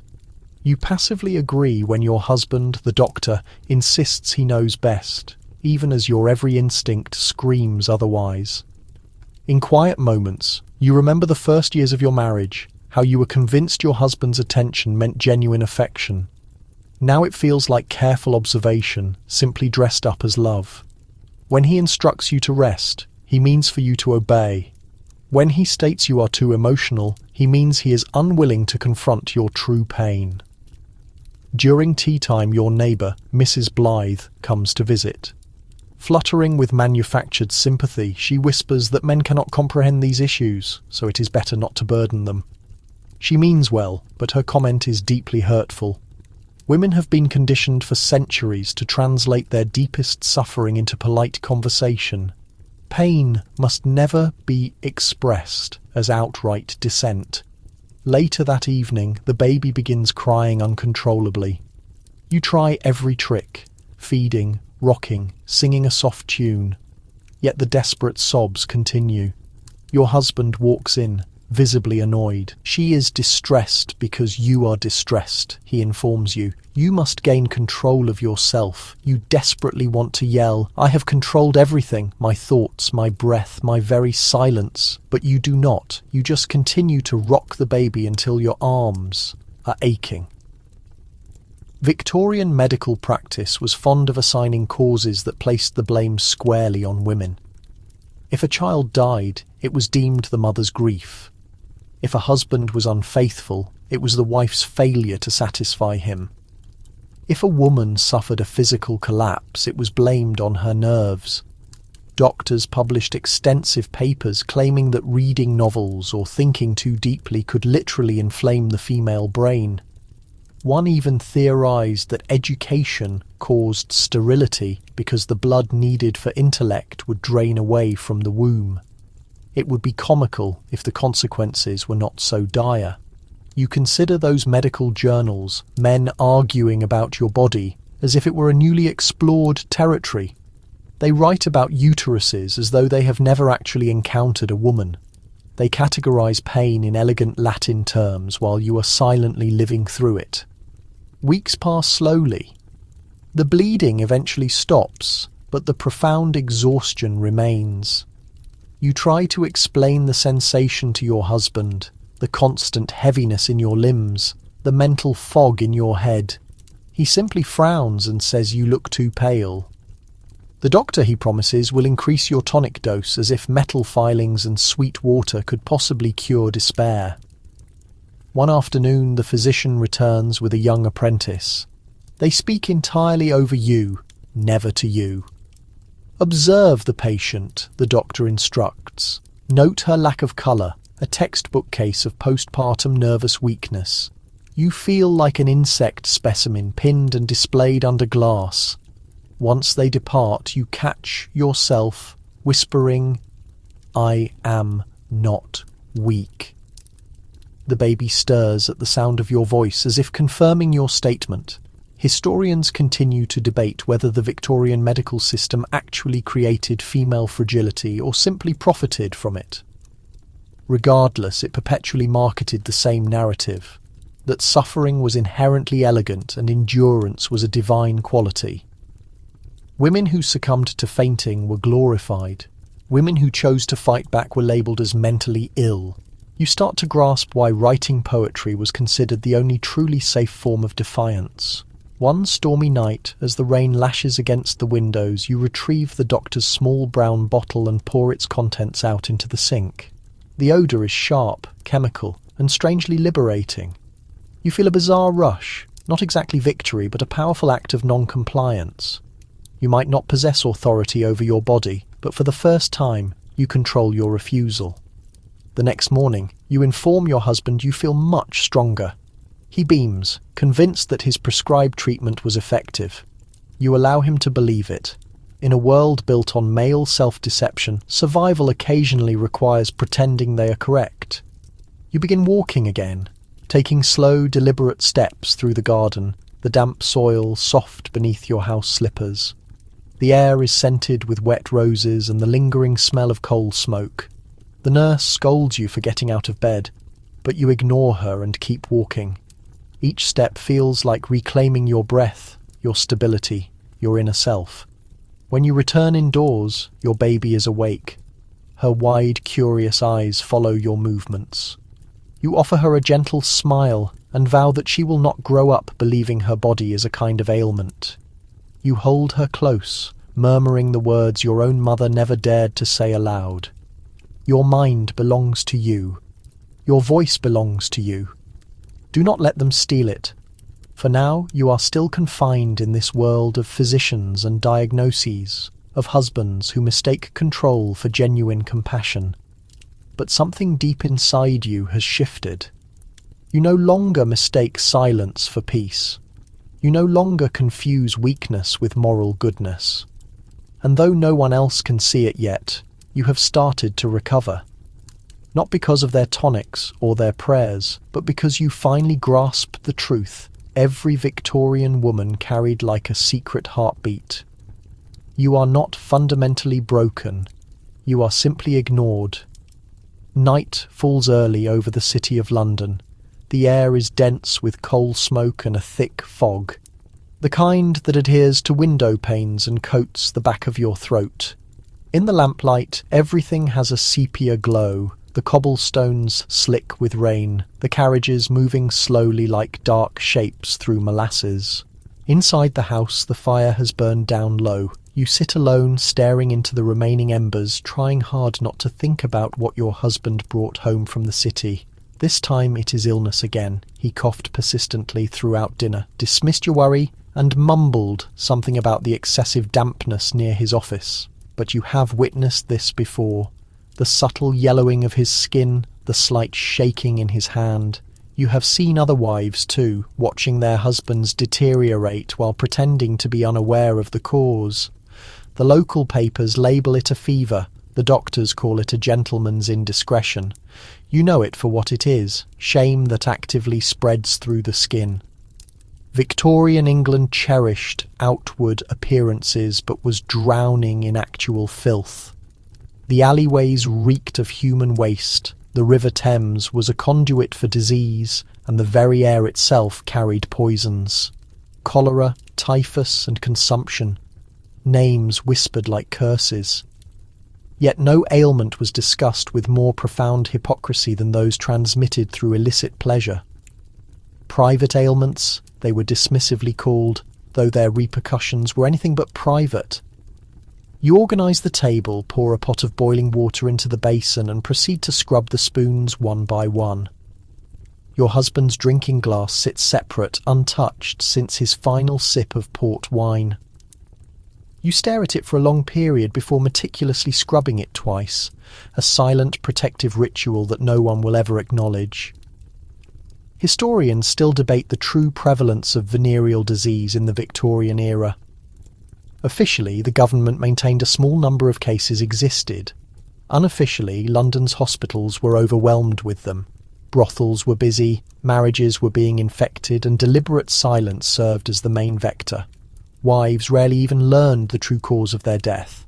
The vague term moral contagion was used more frequently than the diagnosis of syphilis. You recall a neighbour, a Mrs. Grange.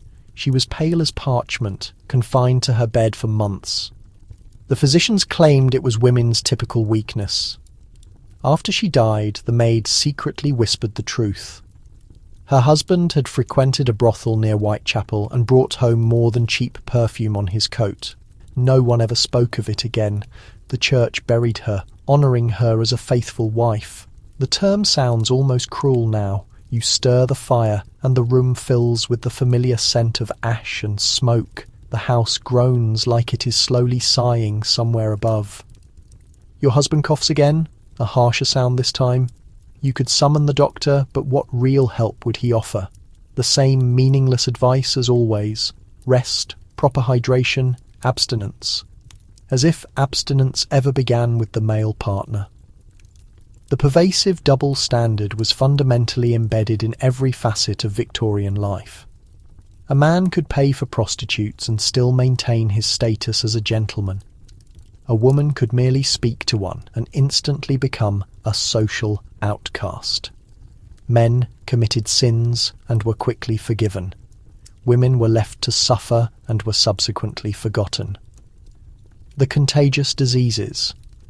Acts of the 1860s even permitted police to arbitrarily detain suspected prostitutes for forced examination, but never their male clients. Lawmakers argued it was to safeguard the nation's public health. Women called it what it truly was, state-sanctioned violation. You imagine those poor women dragged into medical clinics, stripped and inspected like common livestock. Most were working-class mothers desperately trying to feed their children. The government branded them as dangerous, but it was polite society that actively spread the real infection through its deep-seated hypocrisy, its rigid silence, and through the men who attended church on Sundays and openly sinned on Mondays. You shut the exterior shutters, trying to block the penetrating chill that seeps in from the fog. The rhythmic sound of hooves fades outside, replaced by the slow, constant drip of rainwater. You feel a similar slow dread dripping through your own body. What if he has already transmitted it to you? You cannot ask directly. A proper wife does not openly question her husband's health. She must manage it quietly. If you eventually fall ill, it will simply be labelled a woman's condition. Historians still debate whether Victorian morality was genuinely sincere or purely strategic. Perhaps it was a combination of both. Religion had successfully turned purity into a valuable commodity, worth more than actual gold.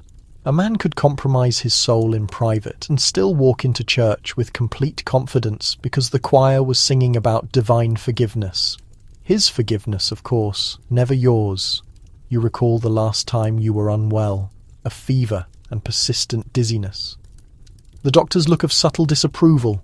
He ordered rest and cold compresses, deliberately avoided your gaze, and told your husband that she must not excite herself.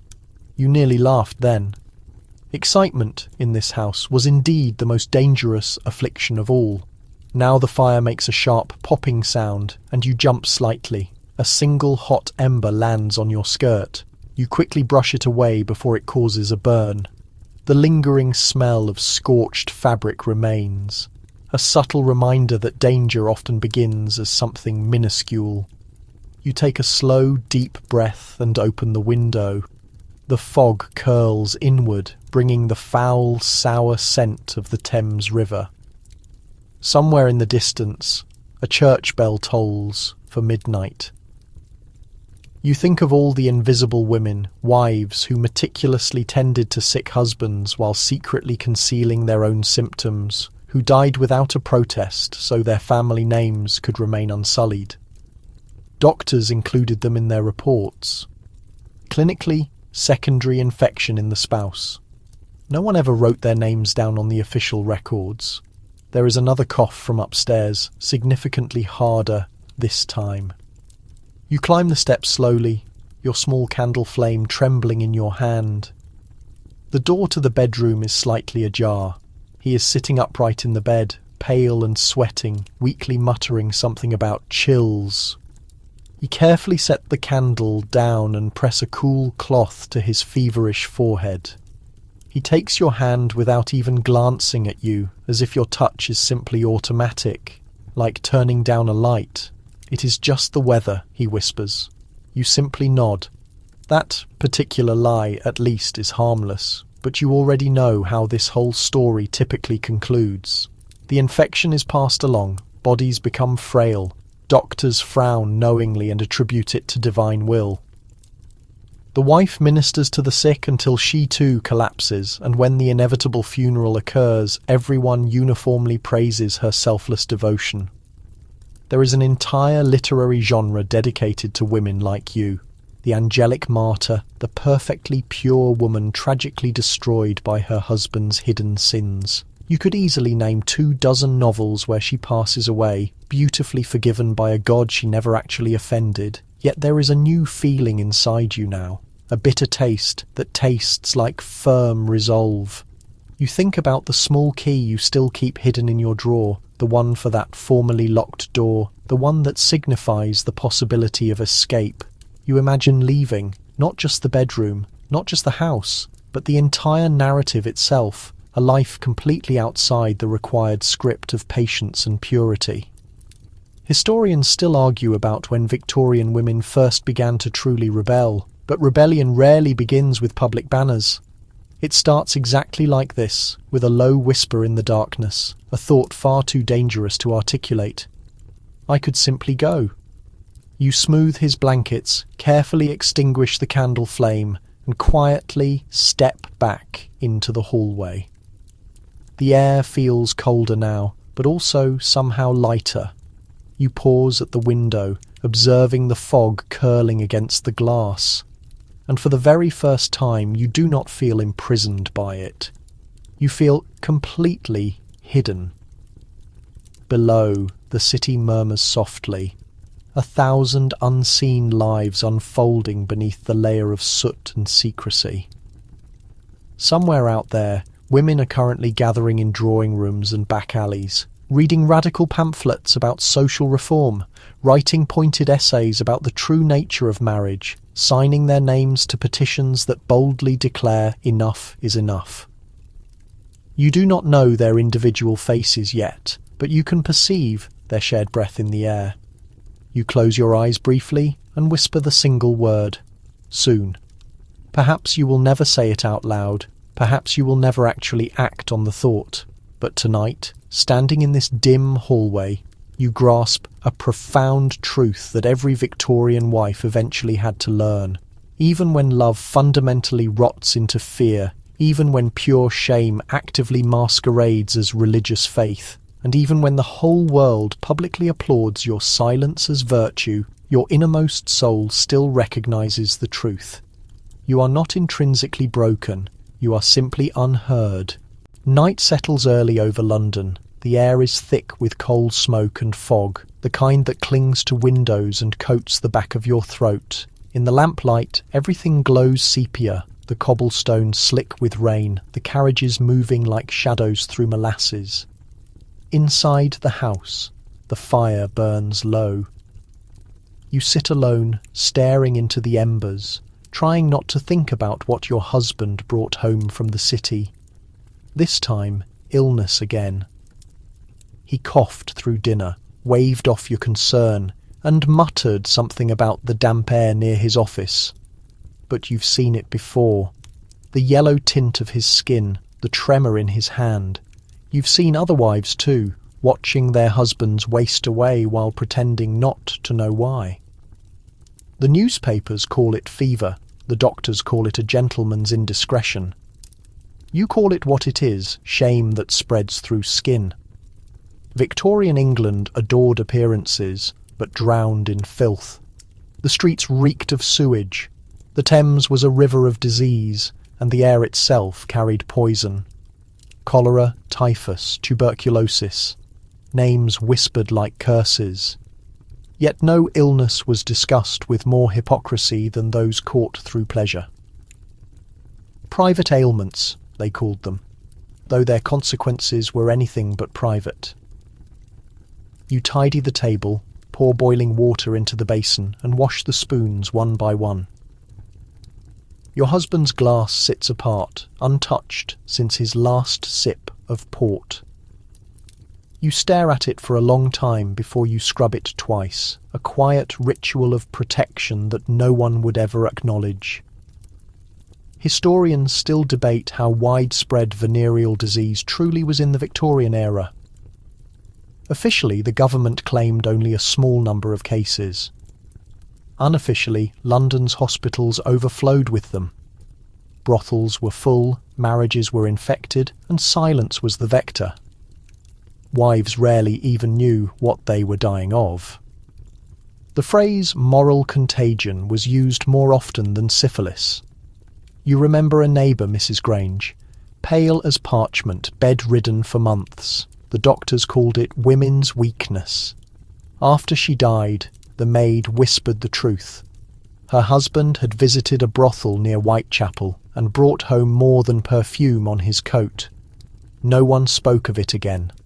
The church buried her as a faithful wife. The phrase sounds almost cruel now. You stir the fire, the room filling with the scent of ash and smoke. The house creaks like it's exhaling somewhere upstairs. Your husband coughs again. You could call the doctor, but what would he say? The same platitudes as always. Rest, hydration, abstinence. As if abstinence ever began at the male end of the bed. The double standard was carved into every part of Victorian life. A man could visit prostitutes and remain a gentleman. A woman could speak to one and become a pariah. Men sinned and were forgiven. Women suffered and were forgotten. The contagious diseases acts of the 1860s even allowed police to detain suspected prostitutes for examination, but never their clients.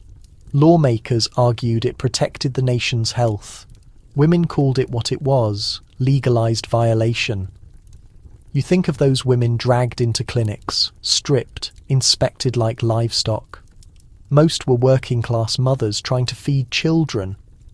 The government said they were dangerous, but it was polite society spreading the real infection through hypocrisy, through silence, through men who prayed on Sundays and sinned on Mondays. You close the shutters, trying to block the chill that seeps in from the fog. The sound of hooves fades outside, replaced by the slow drip of rain. You feel the same slow dread drip through you. What if he's given it to you already? You can't ask.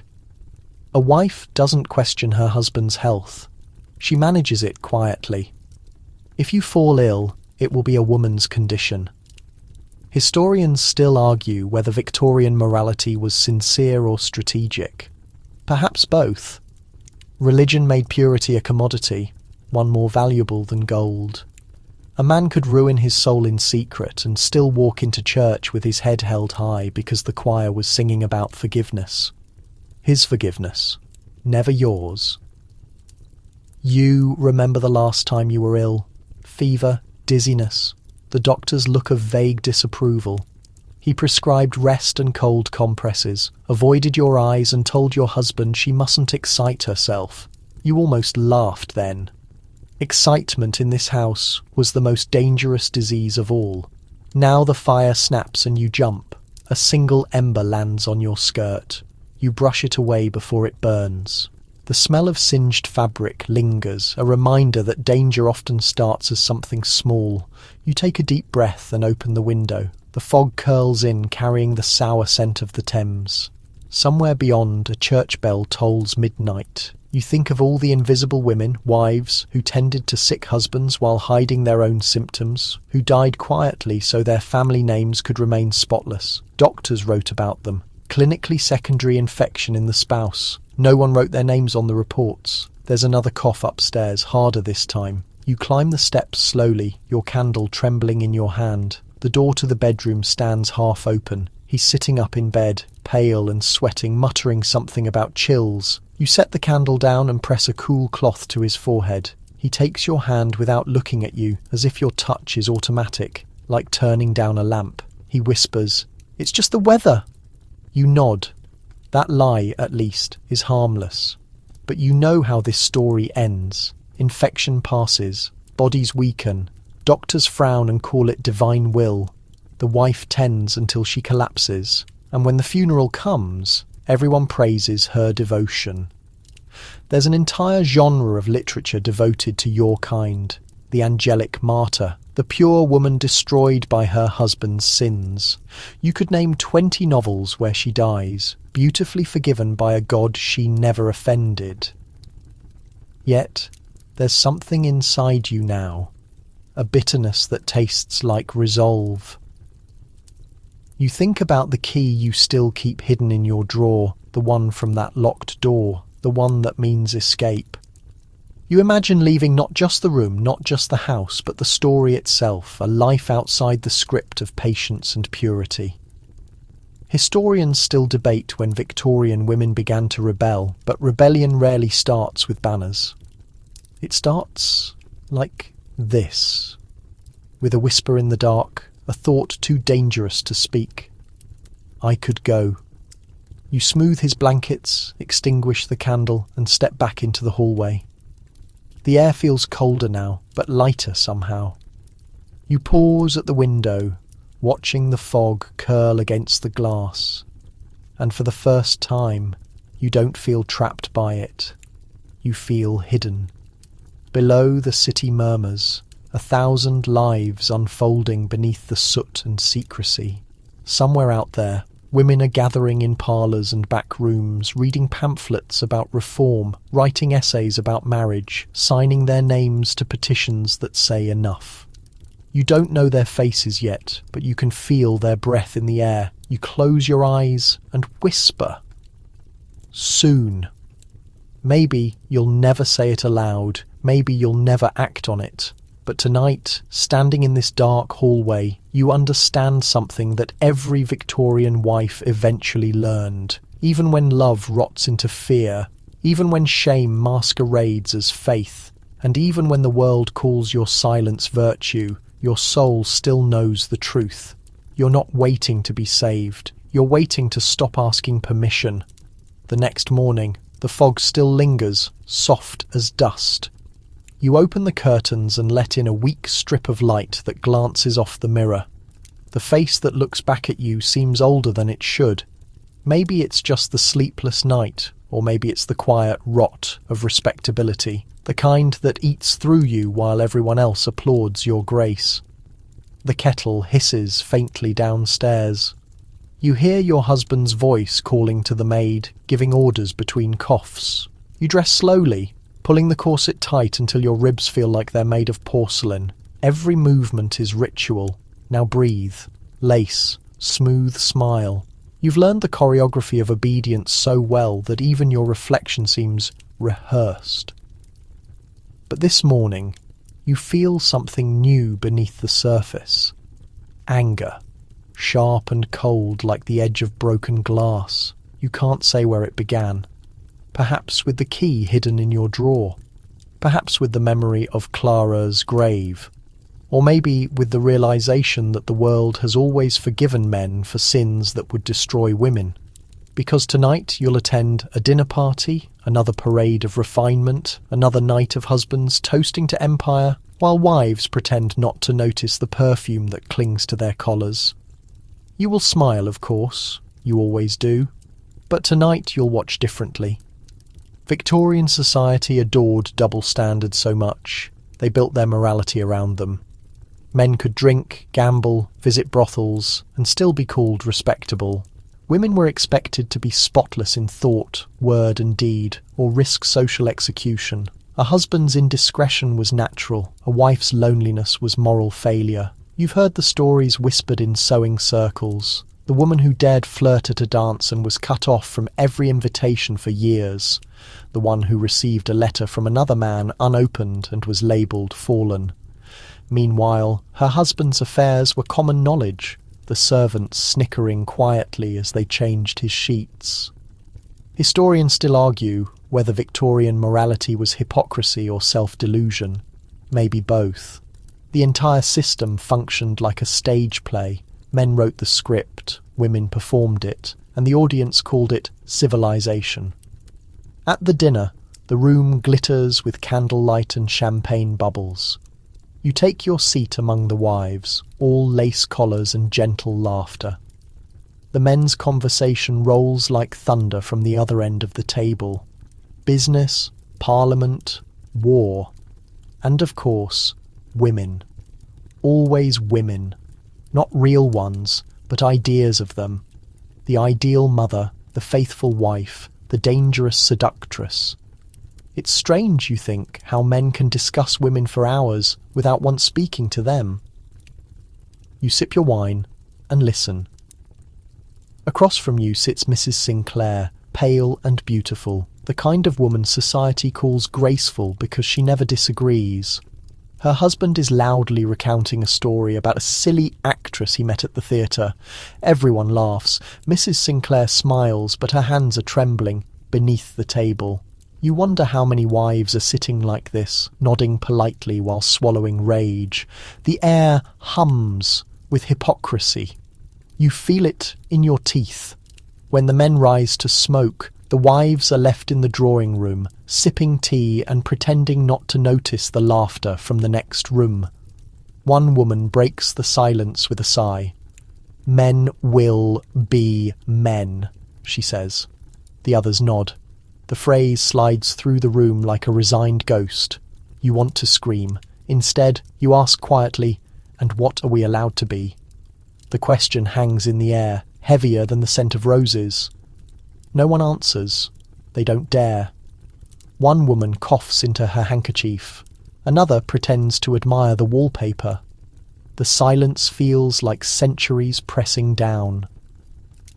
Later, as you walk home in the carriage, your husband dozes beside you, drunk and satisfied. You watch the gaslights flicker past, each one a little halo in the fog. You think about how men can sin without consequence and still sleep peacefully while women lie awake repenting for existing.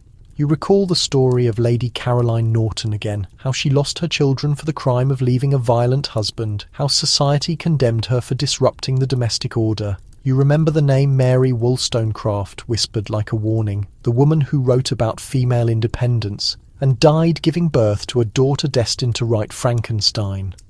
The irony isn't lost on you. The world kills its mothers and fears its daughters.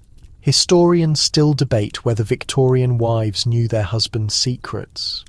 Of course they did. The perfume, the absences, the unexplained illnesses. Knowledge was never the problem.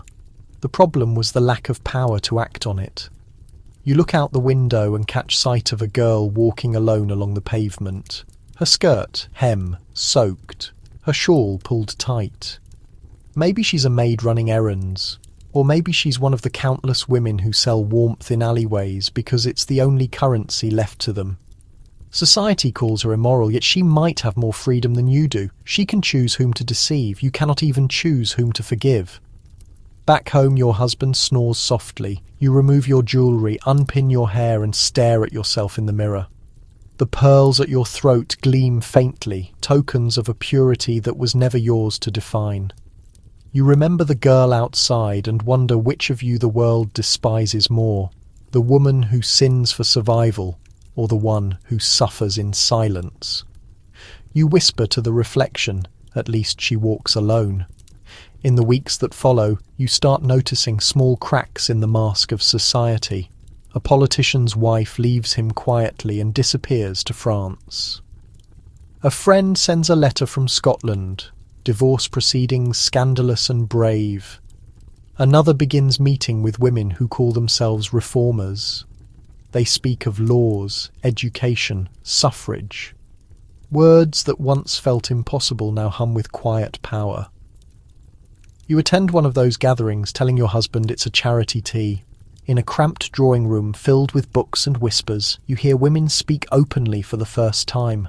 One says, "Men have their pleasures, but we have endurance." Another replies, "Endurance is not virtue, it's survival." You feel something stir in you, a warmth that isn't fear. This time, when you return home, your husband asks where you've been. Visiting a friend, you say, which is true enough. He doesn't press. Men rarely ask questions when the answers aren't about them. That night, you write in your journal, "They call us angels, but we are ghosts. I will not fade so quietly." Historians will later call this period the beginning of awakening, but in truth it was never a sudden revolution, just a million small awakenings, like yours, flickering behind closed curtains. You blow out the candle and lie beside your husband, listening to his even breathing. The city outside is restless. Factories clanking, drunks singing, carriages rattling through the fog. Somewhere in that chaos, women are beginning to write, to think, to plot. You can feel it in the air. The double standard still stands tall, but cracks are spreading through its marble. You can almost hear it, tiny fractures beneath the weight of centuries. And you smile, because one day someone will call that sound progress. The winter comes early that year, carrying its grey light through every window pane. You wrap yourself in shawls and sit by the hearth, hands resting on your lap, pretending to sew. Outside, the city moves as always, carriages sloshing through mud, chimney smoke rising like prayers. But inside, time has slowed to a crawl. The children are at lessons. Your husband is at his club. The house hums with the quiet loneliness that comes from having everything but freedom. Respectability, you've learned, is its own kind of isolation. You can be admired by everyone and known by no one. It starts small. The invitations that stop coming, the glances exchanged in drawing rooms, the sudden hush when you enter a shop. You used to think loneliness was reserved for widows or the poor. Now you understand it's an inheritance that comes with every wedding ring. The Victorians adored community, in theory, tea parties, charities, endless committees. But true companionship for women was rare. Friendship had to stay shallow, always polite. You could share recipes, never heartbreak, discuss the weather, never fear. Even grief had to be tidy. Cry too loudly and someone would whisper that your nerves were unsound. The word spinster floats through conversation like a curse. Unmarried women are treated as curiosities, objects of pity, suspicion, or mockery. At dinner parties, men joke that spinsters collect cats because they can't collect husbands. The women laugh because they have to. The truth is, spinsters frighten them. They are living proof that survival is possible without ownership. You often contemplate your friend Alice, who chose not to wed. She lives by herself in a modest apartment, earning enough as a music instructor and studies whatever she likes. Society labels her peculiar, even shocking. Yet when you call on her, she possesses a striking radiance that surprises you. There is no one assessing her worth based on her compliance. Her happiness sounds genuine. When you bring up her name to your spouse, he scowls.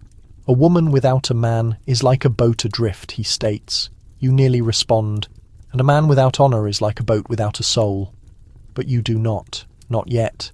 Historians still analyse whether women of the era felt jealousy or pity for the unmarried, probably both. To become a wife meant losing your identity. To remain a single woman meant becoming insignificant. It was a harsh symmetry. 2 prisons, different forms, the same absent solution. Even being a widow was not true liberation. A woman who lost her husband might recover control over her possessions, but she paid for it in gossip. The young were cautioned against imitating her self-reliance. The elderly called her unfortunate even when she smiled. Sorrow was accepted only if it appeared permanent. A widow who dared to experience joy again was charged with immorality. Loneliness slowly permeates you like moisture in a wall. It does not hit suddenly, it accumulates. The children mature, the staff grows quieter, the husband is less present. You wake up one morning and realise days have passed without a single sincere discussion. The house is full of voices but devoid of listening.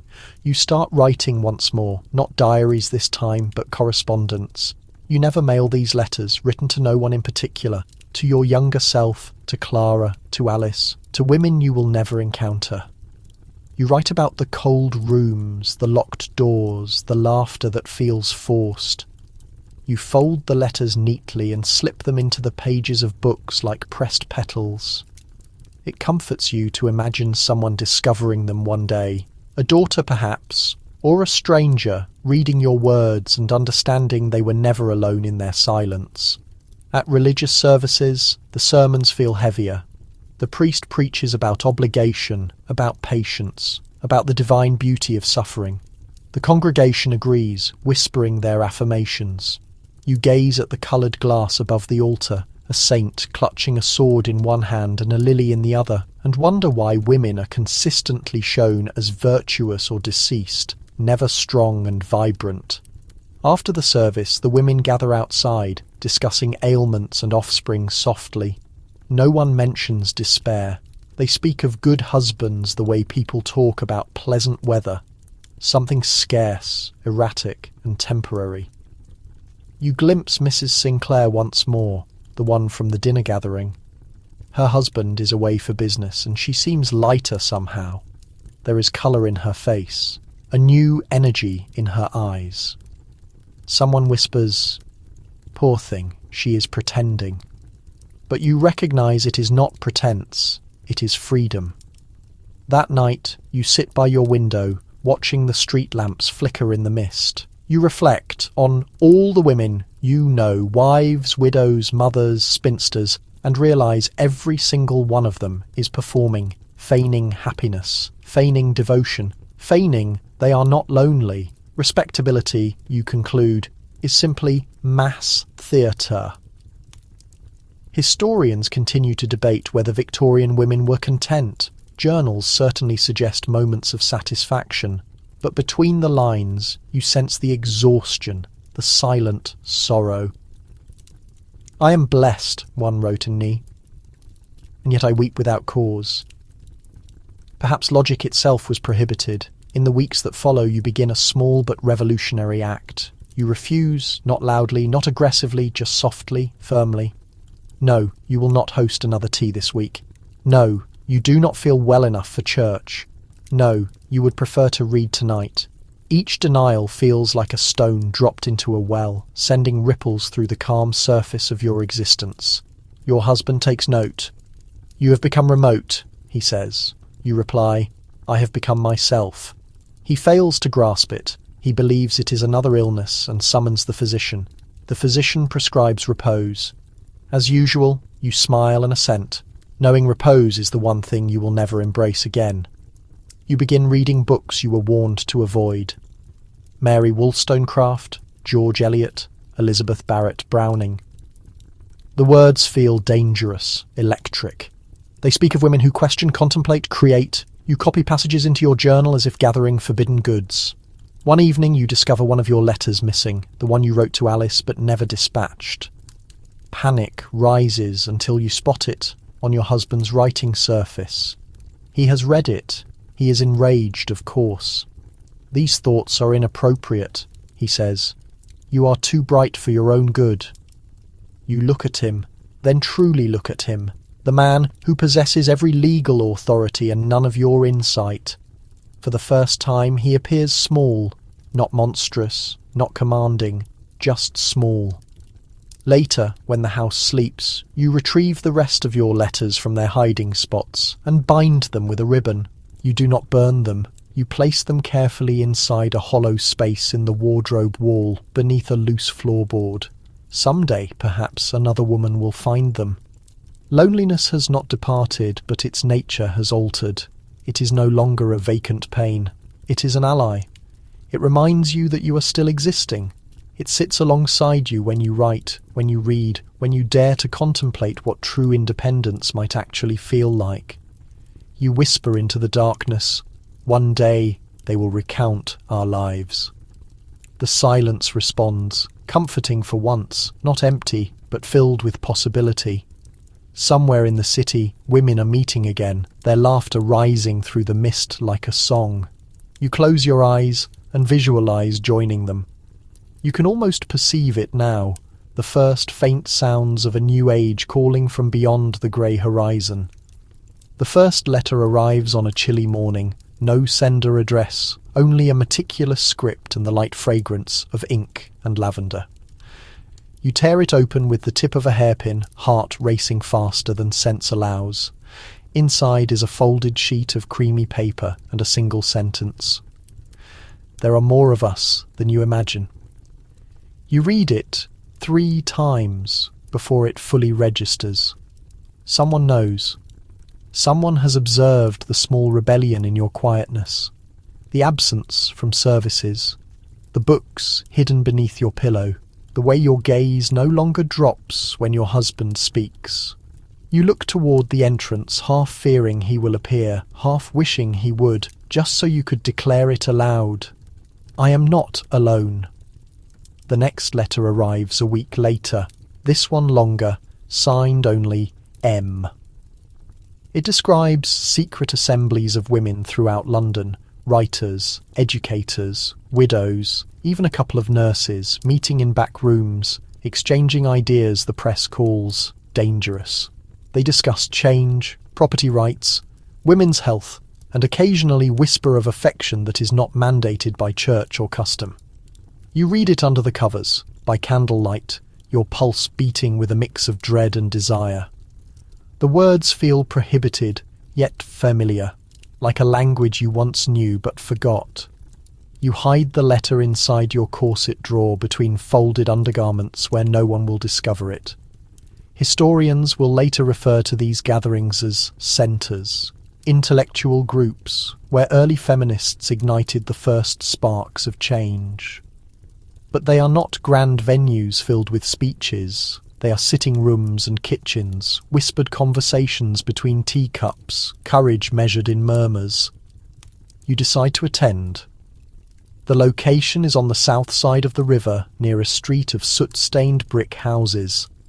You dismiss the carriage a few blocks away and walk the remaining distance, cloak held close against the wind. Inside the modest dwelling, the fire is small but warm, and the air buzzes with quiet anticipation. A dozen women sit around a surface covered with papers, pamphlets, and half-empty cups of tea. "Welcome," says a tall woman with grey hair. "We were starting to think you would not come." Her voice is soft, but her eyes are sharp, the kind of eyes that have witnessed injustice and refuse to look away. The conversation begins harmlessly enough. Philanthropic work, education, the cost of heating fuel. But slowly it gains depth. They speak of the law on married women's assets, of how it is insufficient, of the movement for voting rights in America, of the insincerity of physicians and the harshness of moral regulations. One woman, a teacher named Evelyn, says, "They call us the weak agenda, yet it is our resilience that prevents their society from collapsing." Another nods, and our silence that allows it to continue. You listen, afraid to speak, until finally the grey-haired woman turns to you. "And what is your opinion, Mrs. Harrow?" The sound of your own name startles you. You open your mouth, then close it again. What's your opinion? That you are tired of being decorative, that your husband's affection feels like ownership, that every sermon and news column and law seems intended to make you vanish? You state softly, "I think we have confused endurance with virtue." There is a pause, a brief moment of silence, and then someone murmurs, "Well put." You depart that evening with shaking hands and a strange exhilaration in your chest. The city feels different now, not just mist and smokestacks and noise, but vibrant with a hidden purpose. Every woman you pass could be one of them.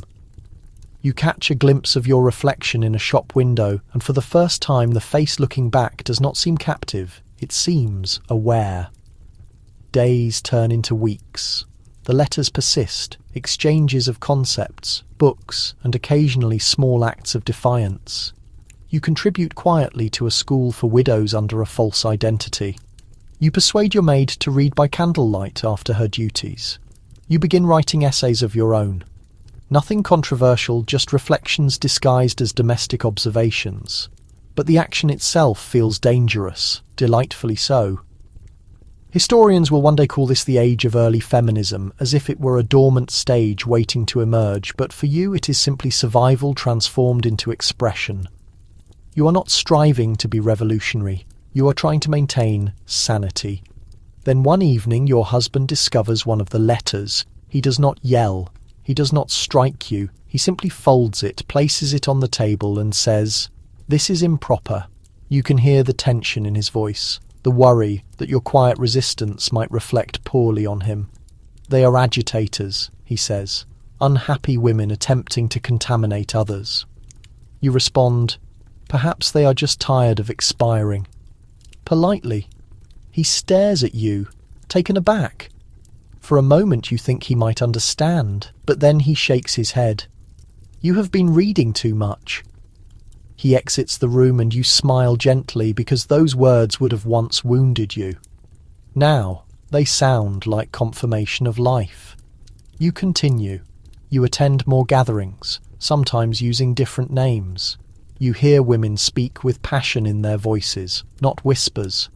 You learn about petitions for voting rights, about factories where women strike for decent pay, about nurses reforming facilities and refusing to be treated as servants. Each account empowers you. Still, the dangers increase. One member is discharged from her teaching position. Another's husband threatens to have her institutionalized. You begin using aliases in your correspondence. Flowers, mythological figures, anything that sounds innocuous. You become Iris. It feels appropriate, vigilant, silent, bridging reality and hope. At home, you behave as if nothing has changed. You serve tea, host meals, nod through discussions about window coverings.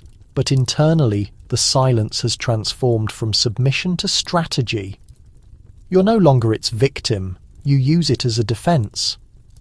Historians still debate whether the women of your time paved the way for change or merely endured long enough for others to achieve it. But you know the truth. Change does not always arrive in marches and speeches. Sometimes it begins with a pen scratching against paper in a private room, or a woman daring to think, "I am not mistaken."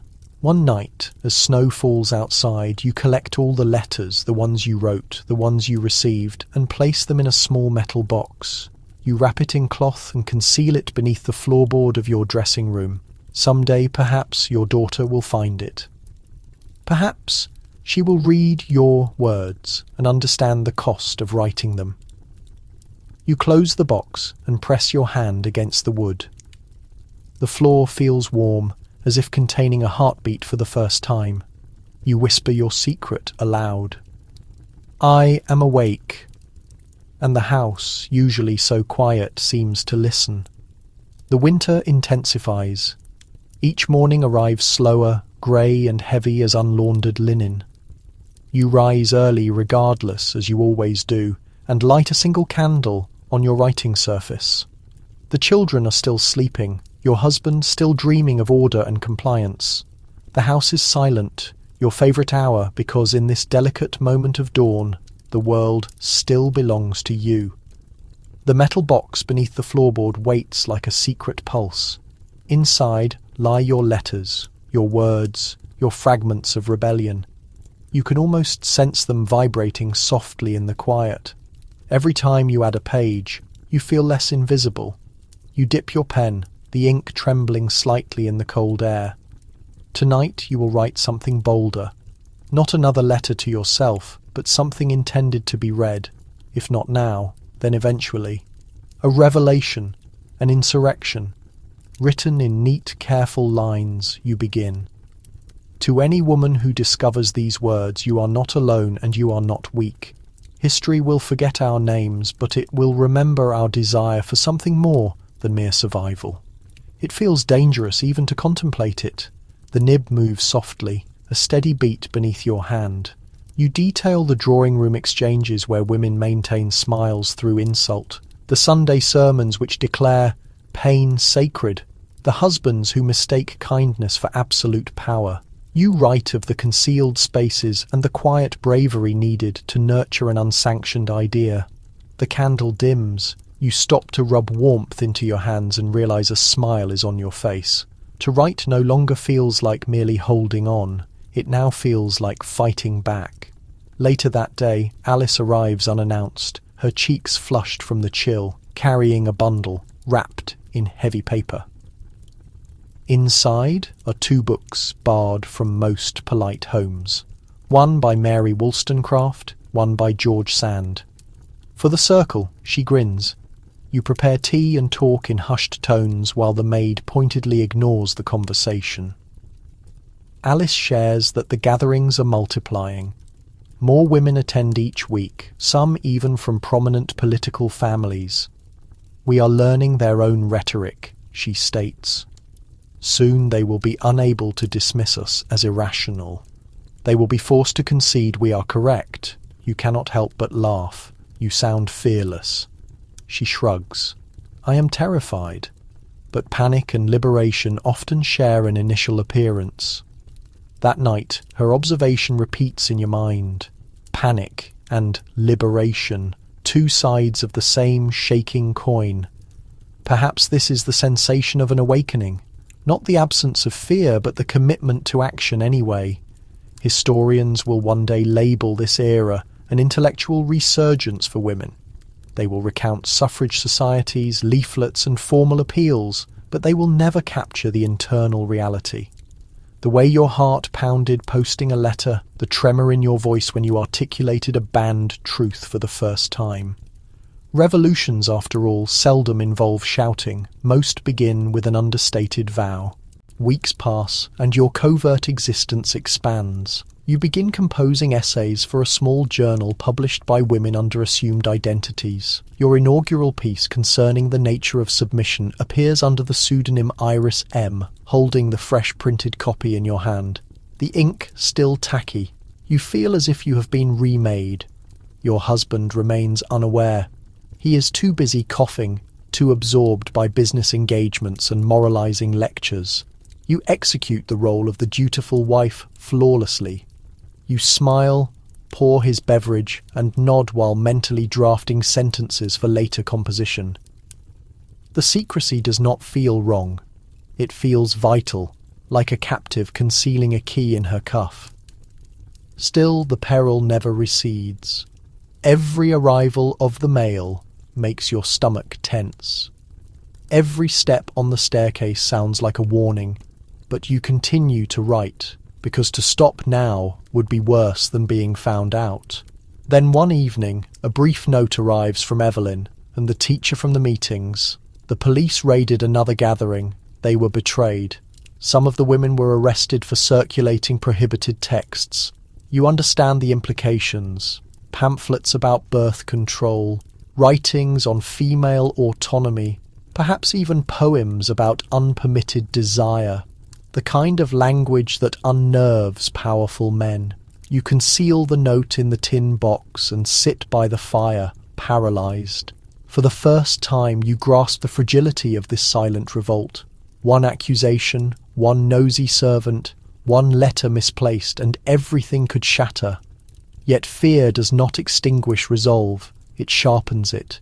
You write again that night, faster this time, the words pouring forth like a testimony. We are taught that goodness resides in silence, but silence offers security only to those who already wield power. I refuse safety if it means being erased. The candle wick burns frantically, but you press on. When you conclude, you fold the paper and tuck it into the tin. The floorboard creaks as you push it back into position. You survey the room. The delicate curtains, the glossy piano, the intricate porcelain clock marking time on the mantel. All the symbols of a respectable existence. How strange that they seem more like evidence than comfort. Historians still debate whether the early feminists were firebrands or idealists. But, sitting here in this calm Victorian dwelling, you know they were something else entirely. Survivors who refused to forget their humanity. You move to the window. Outside, the snow resumes, soft and continuous. Across the road a lamplighter raises his flame, briefly illuminating the window pane in a flash of gold.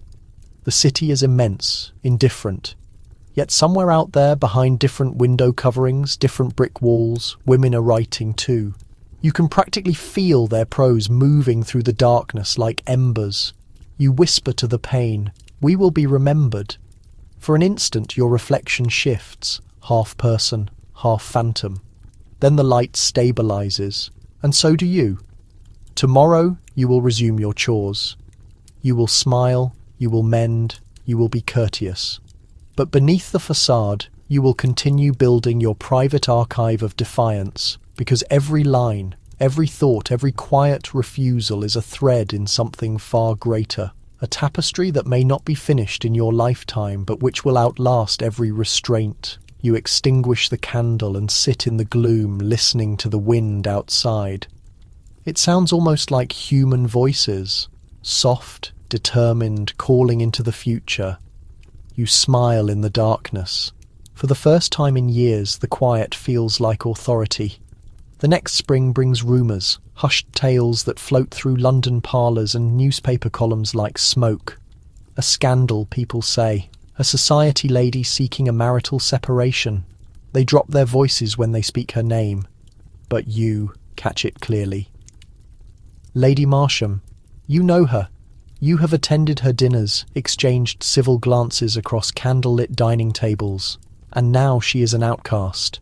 Her offence? She dared to depart. You can visualise the scene perfectly. The dark wood courtroom, the uninterested judge, the crowd of reporters anxious to etch her shame into newspaper headings. To secure a divorce in 1870s England, a woman had to demonstrate not only infidelity, but cruelty, desertion, or worse. And even then, she had to endure the legal process like a public shaming. Lady Marsham proved all three. Her husband, a well-known member of Parliament, drank heavily, gambled, and kept a mistress in Brighton. Yet the shame belongs to her. The newspapers call her impudent. The men call her disgraced. The women call her imprudent. You call her courageous. Divorce in Victorian England was more of a penalty than an escape. It stripped women of dignity, financial stability, and sometimes their children. The 1857 Matrimonial Causes Act had allowed ordinary citizens, not just the wealthy, to pursue divorce. But it had done little to make the process humane. A man could dissolve his marriage for infidelity alone. A woman had to prove infidelity plus violence or abandonment. Even then, judges often denied her plea. Historians still argue whether divorce reform signalled moral progress or moral theatre. Some argue it was compassion in action. Others that it was merely men altering the conditions of ownership. You understand both perspectives, laws changing but attitudes unmoved. You sit by the window reading the reports, the ink staining your fingers. The tone is uniformly condescending, scorn disguised as sympathy, a lamentable case of female discontent. One editor pens a cautionary narrative for wives who disregard their obligations. You can almost hear the sneer behind the language. Discontent. That is their term for a woman who refuses to vanish quietly. That night, you dream of Lady Marsham standing alone in the courtroom, her face visible, her voice firm as she names the acts no one else will. His striking, his cheating, his disrespect. The observers gasp, but she does not falter. You awaken before the verdict, heart pounding, knowing that in reality there is never triumph for women like her, only resilience. A week later, a new letter arrives from Evelyn. It is brief but insistent. They have begun gathering confidential accounts from wives, anonymous testimonies, true narratives. Would you contribute one? You stare at the request for a long time. It feels dangerous, reckless, essential. You decide, yes. That evening, after the children are asleep, you compose your statement. Not the specific details of your own marriage, but the fundamental truth underlying it. You describe the suffocating quiet of respectable households, the sermons that bless fear, the way legality and affection merge until they are indistinguishable from servitude. You sign it, simply, a wife. You mail it the next morning, your hands trembling slightly as the paper disappears into the letterbox. The thud as it drops sounds like a heartbeat. You half anticipate a thunderclap or your husband appearing to demand explanations. But nothing occurs. The city continues to breathe, oblivious. Weeks go by. Then one evening, Evelyn sends another message. Your piece was published in the Reform Journal. It is already being reprinted. You unfold the page she included. There it is, your voice, concealed but active, printed in black and white. Seeing it, there fills you with an emotion too complex to articulate. Pride, terror, and a profound sense of relief. You have etched your identity, however hidden, into the chronicle of this period. Your husband never suspects. He is too preoccupied with current affairs, muttering about those bothersome women in Parliament. He fails to realise one of them might be citing your work. Still, you live cautiously. The walls have ears. Servants gossip. Mail disappears. You burn your preliminary drafts every night and watch the ashes drift up the chimney like a cluster of grey wings. Historians will later characterise this period as the age of unrest, when the first breaches in the established order began to appear. But for you, it feels like balancing on a knife's edge. One misstep and everything crumbles. At the next women's meeting, the atmosphere is charged. They discuss Lady Marsham's bravery, new petitions for equal justice, the journals publishing letters from women who finally dare to say enough is enough. Someone reads your article aloud. You immediately recognise your phrases, your wording, your rhythm. No one knows it is you. You listen, heart racing, as your thoughts travel through the room, attributed to a different name. When she concludes, there is silence, then measured applause. Not for you, but for every woman whose lived experience is finally being validated. After the meeting, Evelyn draws you aside. You should write more, she urges. These histories, they are how we defy history's deletion. You nod, though your throat constricts. Do you believe it will make a difference? It already has, she says. The law is sluggish, words are quicker. That night at home you sit near the hearth while your husband reads his newspaper. Disgraceful situation, he grumbles, referring to Lady Marsham once more. She has ruined her life. No respectable man will ever associate with her. You look at him, composed and steady. Perhaps she has grown weary of respectable men. He looks up, surprised, then laughs stiffly, assuming it is a joke. You smile back, letting him think so. Some revolutions require disguise. When he retires for the night, you remain awake, gazing into the flames. You imagine Lady Marsham somewhere in the city, alone but resolute. You imagine her boarding a train with no fixed destination except away from here. You admire her courage, yet you know yours is of a quiet, different nature. You cannot leave, not yet. But you can write. You can think. You can breathe truth onto paper and dispatch it into the world disguised as ink. Historians still argue whether Victorian divorce legislation was a tool of oppression or empowerment for women. The answer, as always, depends on the author. But here, illuminated by the firelight, you know this much. Every time a woman speaks the truth, the structure of the law trembles a little. You stand, go to the tin box under the floorboard and add another letter. I will not be remembered as compliant, you write. I will be remembered as aware. You press the lid shut and whisper into the darkness. For Lady Marsham, for all of us. Outside, the city lets out a long, slow breath of exhaust and rain. Somewhere a church bell rings midnight. A new day begins. Another woman decides not to fade away. And for the first time you no longer feel like a shadow in your own residence. You feel like a participant. The weeks that follow unfold like a strange vision, part fear, part liberation. You move through the house with a kind of practiced composure, the same serene look you have worn for years. But internally, your thoughts burn like a brush fire.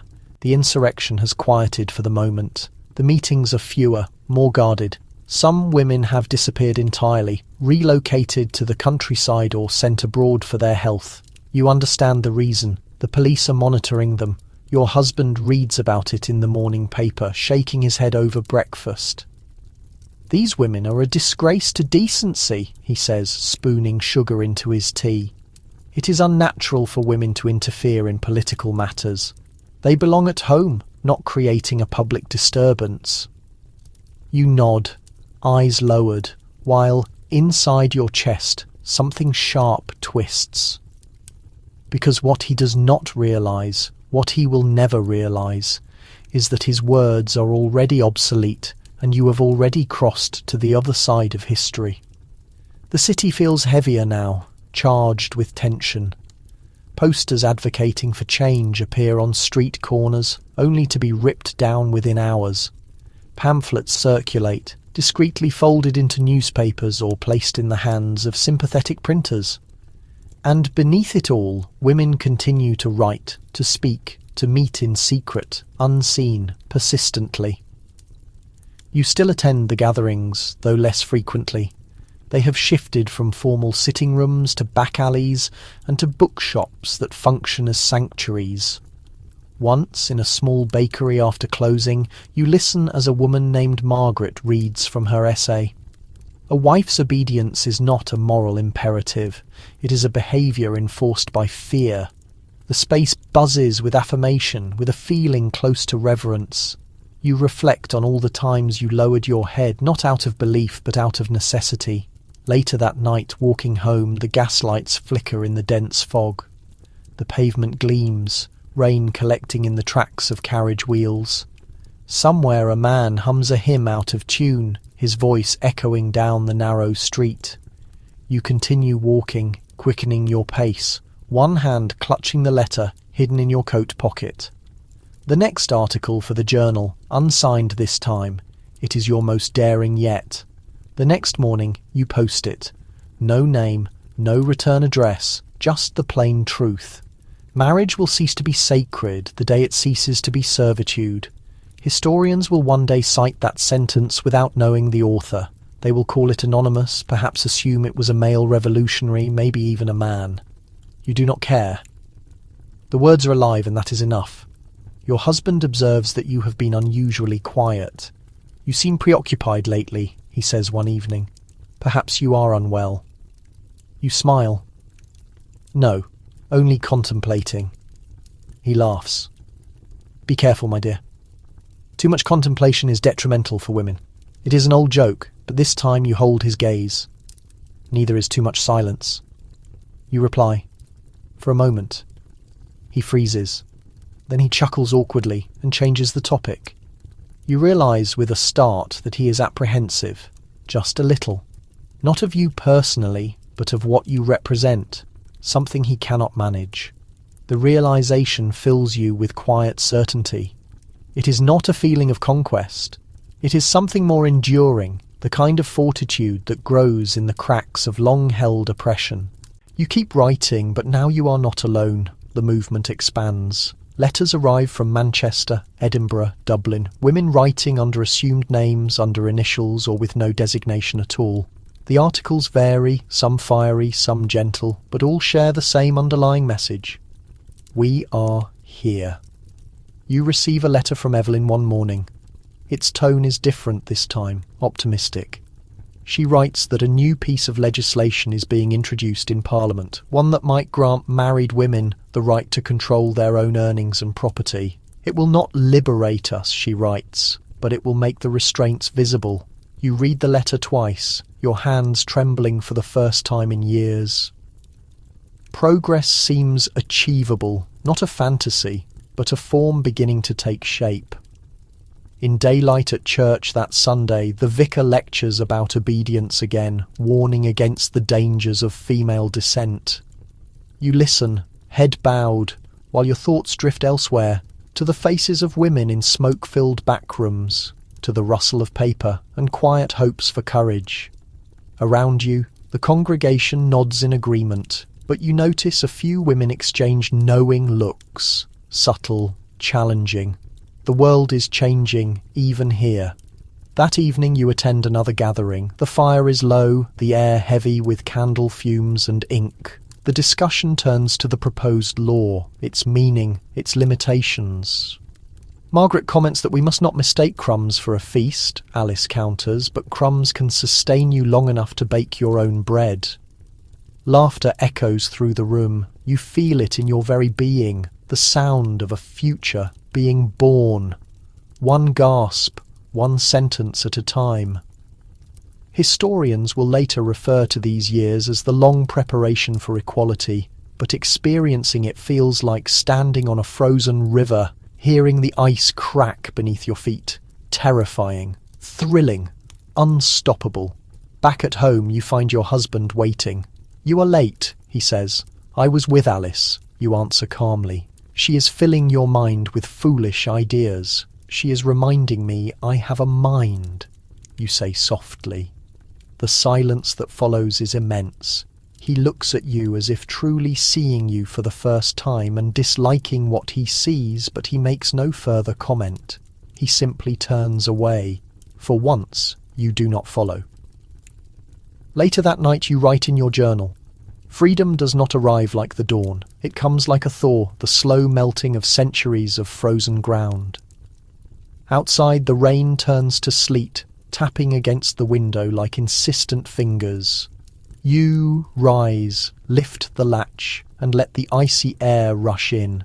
It stings your skin, sharp and invigorating. You close your eyes and inhale it deeply, as if it is the first genuine breath you have taken in years. In the distance, a clock tolls midnight. You visualize the other women, each in her private house, each awake like you, feeling the same mix of terror and defiance. You visualize their pens moving, their candles burning low. You visualize the sound of paper rustling throughout the city like wings unfolding. You whisper into the cold air, keep writing, because you know that words possess more power than barricades, and eventually, even the most formidable doors start to shudder. When you finally climb into bed, your husband stirs next to you, but does not wake. His breathing is slightly laboured. The illness still persists, but you feel no sympathy tonight, only emotional distance. You lie there, listening to the rhythm of the rain against the glass. Inside that constant rhythm, you catch the resonance of your own life force. Slow, deliberate, present. You close your eyes and focus on the legislation soon to arrive, the act, the promise of tomorrow. It may not rescue you, yet it will deliver others, and that, you determine, is sufficient. The decades drift by without fanfare, even as the landscape visible through your window continuously renews itself. The street that once resonated with the clatter of horse-drawn carriages now buzzes with mechanical motion. The metropolis grows louder, quicker, more vibrant. Still, in the sheltered recesses of your home, time continues to crawl. You have learned to reside between these opposing realities, the calm of what has been and the urgent pulse of what is becoming. Your husband's persistent cough deteriorates across the years. The physician labels it a bronchial weakness, but you comprehend the underlying causes: tobacco, spirits, sorrow. He grows less harsh near his end, perhaps from frailty, perhaps remorse. You tend to him faithfully, if not affectionately. The kindness you now extend is not warmth, but conclusion. When he finally passes, on a dull February morning, the house does not feel vacant, it feels liberated. You observe the rites of mourning as required by custom. Black satin dresses, heavy mesh veils, endless expressions of sympathy. People speak softly about poor Mrs. Harrow and admire your composure. You acknowledge and thank them, and no one perceives that your sorrow appears, suspiciously, like tranquility. Widowhood, for the first time in your life, grants you something akin to liberty. You can move unaccompanied now. You can endorse financial documents with your own signature. You can exhale without seeking permission. The irony is nearly painful. It required death to make you substantial.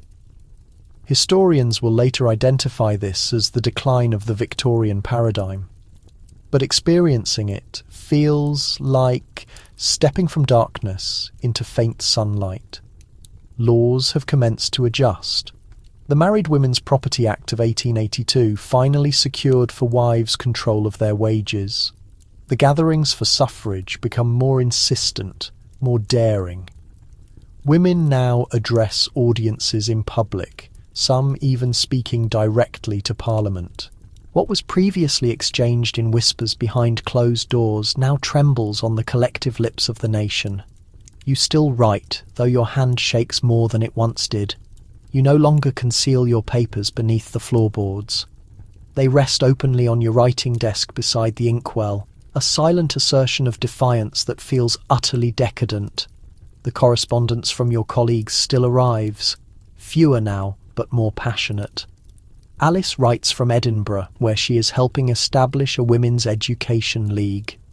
Evelyn writes from Manchester, triumphant. We have started a school where girls are taught science. Each letter is like a flame in the shadows. You store them in a wooden chest, not to hide them, but to safeguard them as evidence that you are connected to something greater than yourself. One morning you discover a booklet tucked into your mail. Its heading brings a smile to your face. Voices of the wives inside. Among the unsigned pieces, you recognize your own language from years past. The phrase you wrote by candlelight when you still feared being exposed. Marriage will cease to be sacred the moment it ceases to be servitude. Seeing it again, printed in a world that no longer punishes honesty so swiftly, you feel a peculiar tenderness for the woman you once were. The house itself feels less severe now. The locks no longer intimidate you. They are merely metal mechanisms. The rooms, formerly stifled with anxiety, now resonate with your unique rhythm. Fire crackling, pen scratching, clock marking time steadily. Even the looking glasses seem more gracious. You no longer shrink from your own image. The face is etched with lines, the hair threaded with silver. But the eyes, they are clearer, awake, living. On some evenings you stroll to the riverbank. London's air is still heavy with smoke, but the water flows faster than before, as if rushing toward the next century.